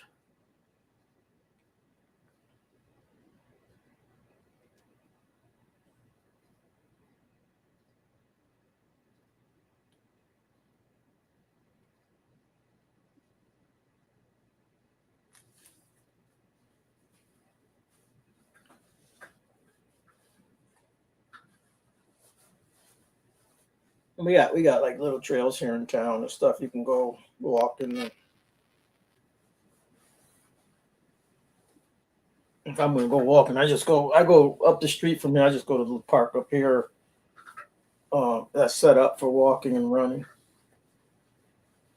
It's wide open. It's windy and bright as could be. Like when it's hot, you don't even want to walk on that blacktop because even your feet get hot,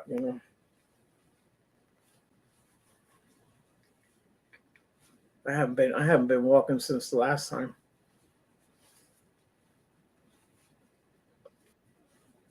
Since I almost died.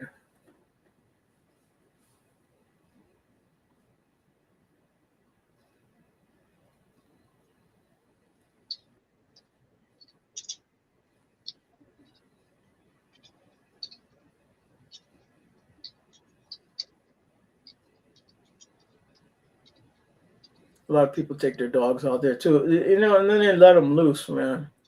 That shit freaks out Rick. She gets scared sometimes, but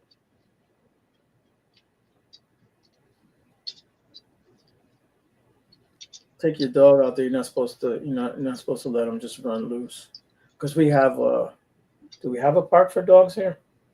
No, it was my other town. We actually had a dog park. I don't know if they have one.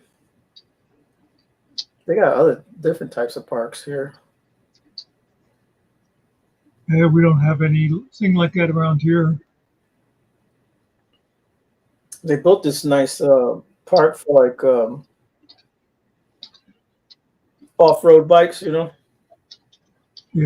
It's got like an obstacle course, and they put some money into it. It's real nice, man. It's not near. It's like I don't know, maybe 20 minutes from here. It's not far if you got a car, but you're not walking there. But it's a nice little area they put it in. They have a little community garden there too.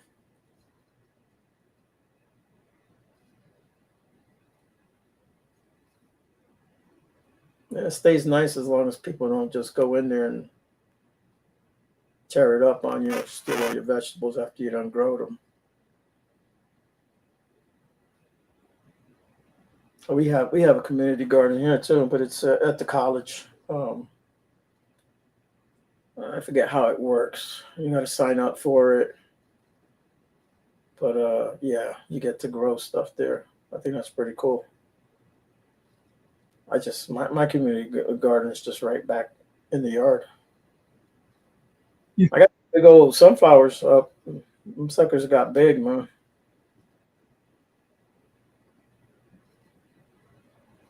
They're already taller than me, but that's not much, I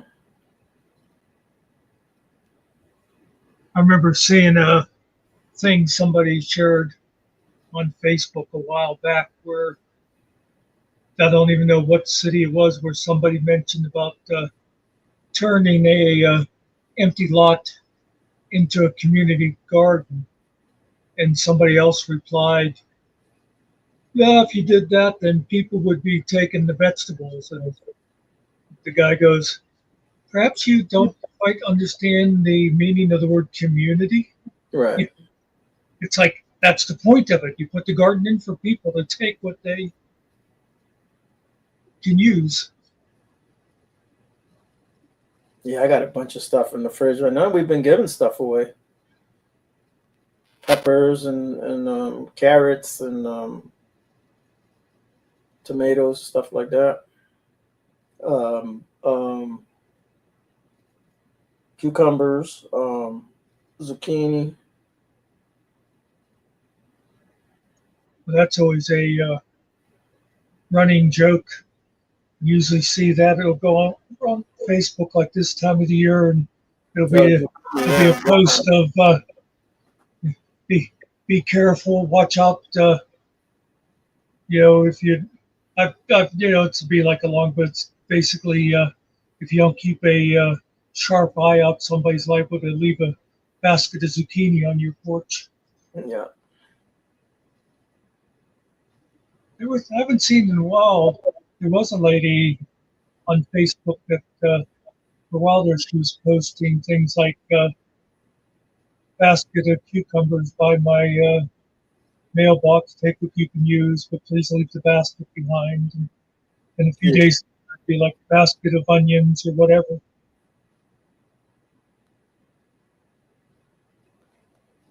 Oh, I got onions. Yeah, we got onions too.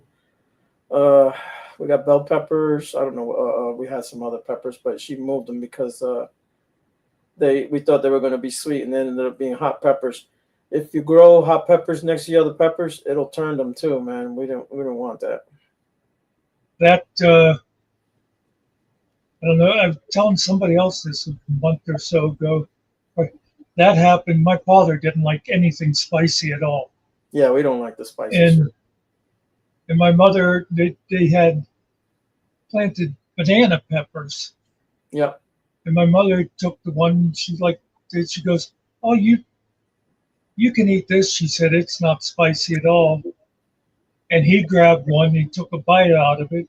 And he's like, "What are you trying to do? Kill me?" And here, that's what it was. Is the one he took? The row was right next to the hot peppers, and they cross-pollinated. Yeah, it'll make them hot. Yeah, we grow the banana peppers. She likes those. I was gonna say your dad did like the you ever see the little kid bullshit? A bullshit. A bullshit. I can see your dad just chewing on that. But yeah.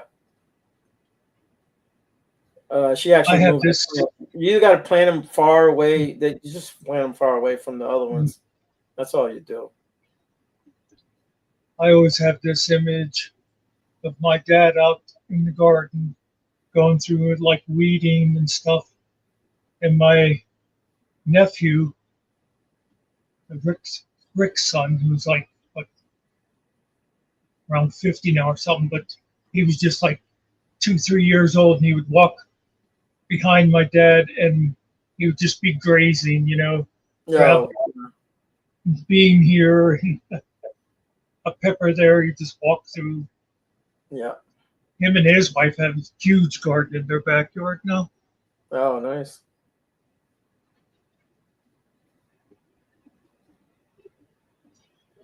Put Todd to shame. Yeah. Mine probably puts him to shame. It's not. We don't got much in there, but I mean it's full. But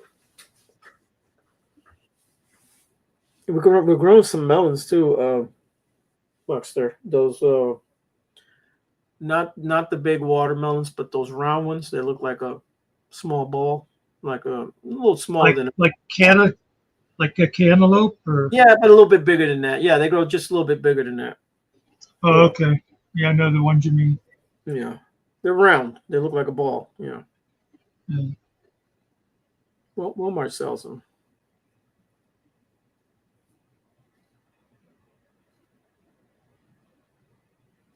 Trying to think of what else is out there. We got some beans too. Some black eyed peas. Yeah. I remember Izzy used to complain about the deer would go after her watermelons. Oh yeah. I'm growing it inside the fenced-in garden, so hopefully not. That shit grows so big. I don't like growing in there because of that. It takes up so much space, but it goes through the fence and it just goes out in the grass, and then it just takes over, man. It's a giant plant.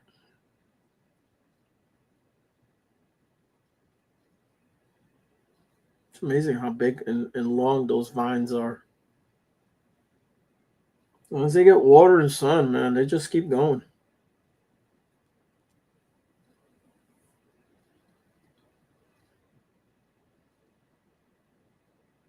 I always remember there was that one like bare spot in our yard, and my dad took a couple of horseradish tops and put them in there.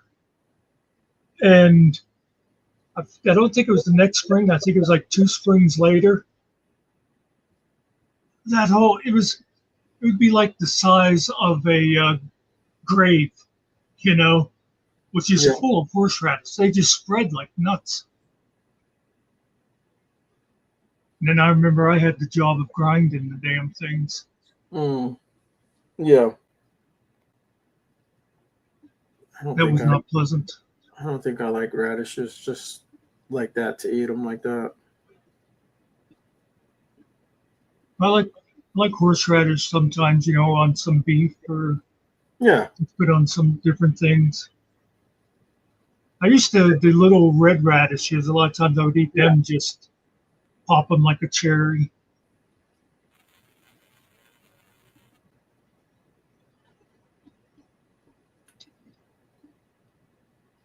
We've grown a little bit of everything. We've grown okra, beets, I don't know, different types of beans we've grown. I'm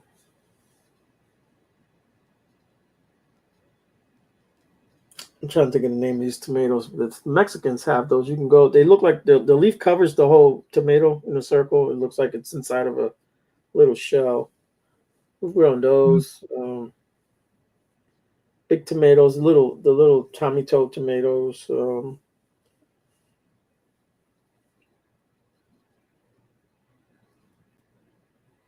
What else have we grown? Watermelons. We grow flowers too, so that the bees come. Sunflowers. I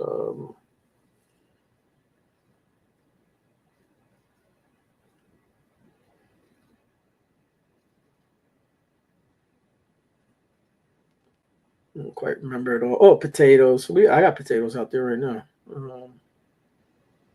That's what my nephew's son just posted a picture of. He harvested like a big tub full of potatoes up at their place.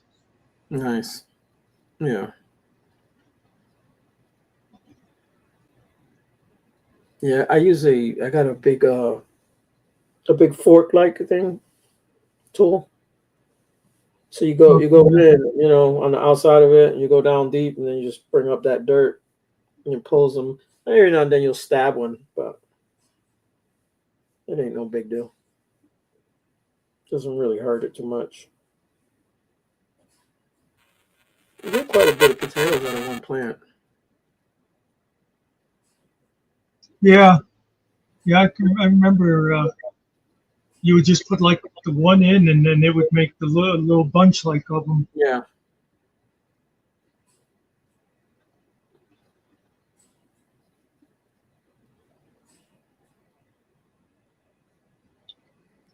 My niece up in New York does a lot of gardening and stuff too, and they have chickens. Okay. It's never really my thing. Yeah. Well, you get the eggs, so we can have up to 6 chickens here in town, but no roosters. But they don't, the chickens will have eggs without the rooster, anyways. You know they don't have a penis, right? You know that, right? Yeah. Yeah, they got like this weird thing. I don't even know what that bird does. Really don't.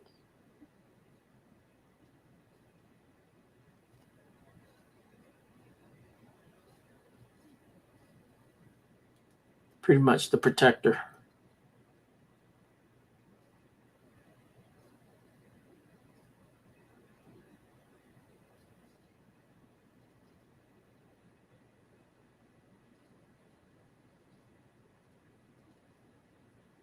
Yeah, my buddy had chickens and he had some ducks out here.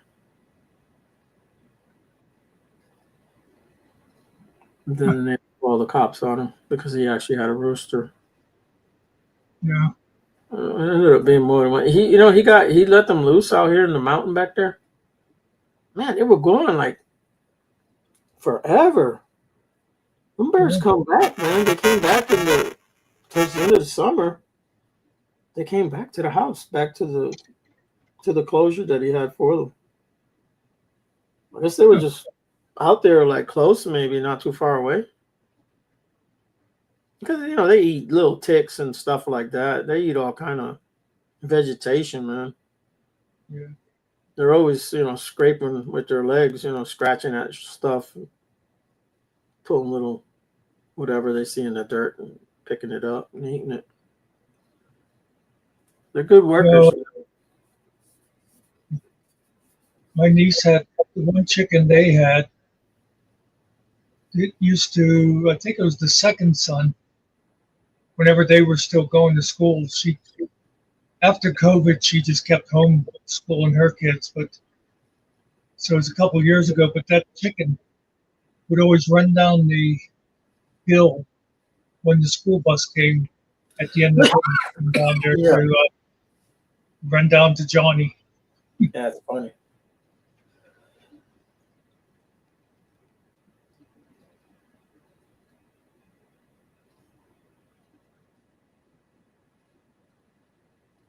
Yo, chickadees.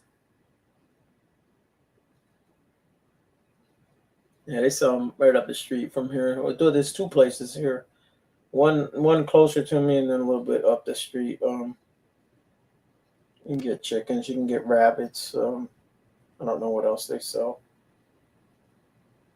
Basically, I think it's just chicken and rabbits, but they're different breeds of rabbits too.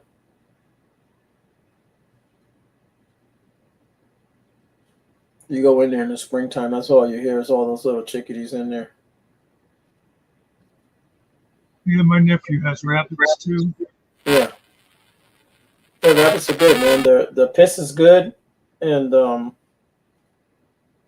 they can make some stuff with it that's really expensive and good for fertilizer. So if you cage them up and you leave the bottoms like it's like a mesh cage, small mesh. Yeah. Where so when they pee, the pee can just, and then you just have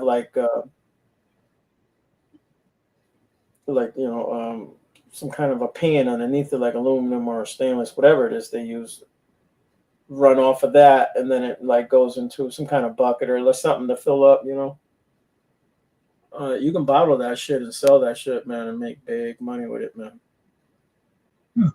So I saw this guy, I think he was like an African farmer. He had some nice rabbits, and they don't have the rabbits for food necessarily. It's more for that product that it makes. It creates that urine that they bottle up and sell for like $60, $80 a bottle, man, per gallon.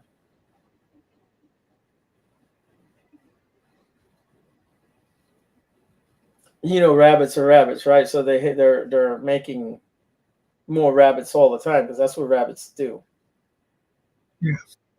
As long as they're healthy and they don't get some kind of sickness, get diseased or whatever, they're producing, that urine all forever. I don't know how long a rabbit lives. Probably live like 10 years or something. I don't know. Suckers get big too, man. Now we have tons of rabbits out here. Tons of them. They look smaller. They're super fast. And they're kind of like the squirrel type of color. I don't know. They really mix in good with their surroundings. They're hard to see sometimes. If they're not moving, you're not seeing them really. Ones around here are all sort of like a tan color. Yeah, that's what these are.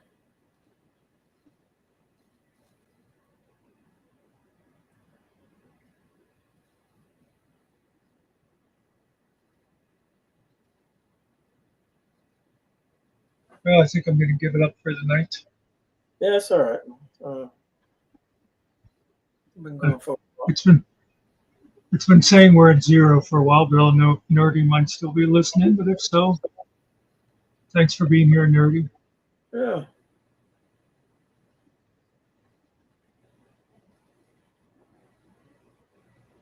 We'll catch you on the next one. Yeah, we'll have to catch Finkel one of these days and give him a talking to. Yeah, see what he's thinking. He was afraid to come in tonight. Yeah. Coward. That's how they are. Little bitches. Maybe see you tomorrow. All right, man. And that's the way it is. Well, that was disappointing.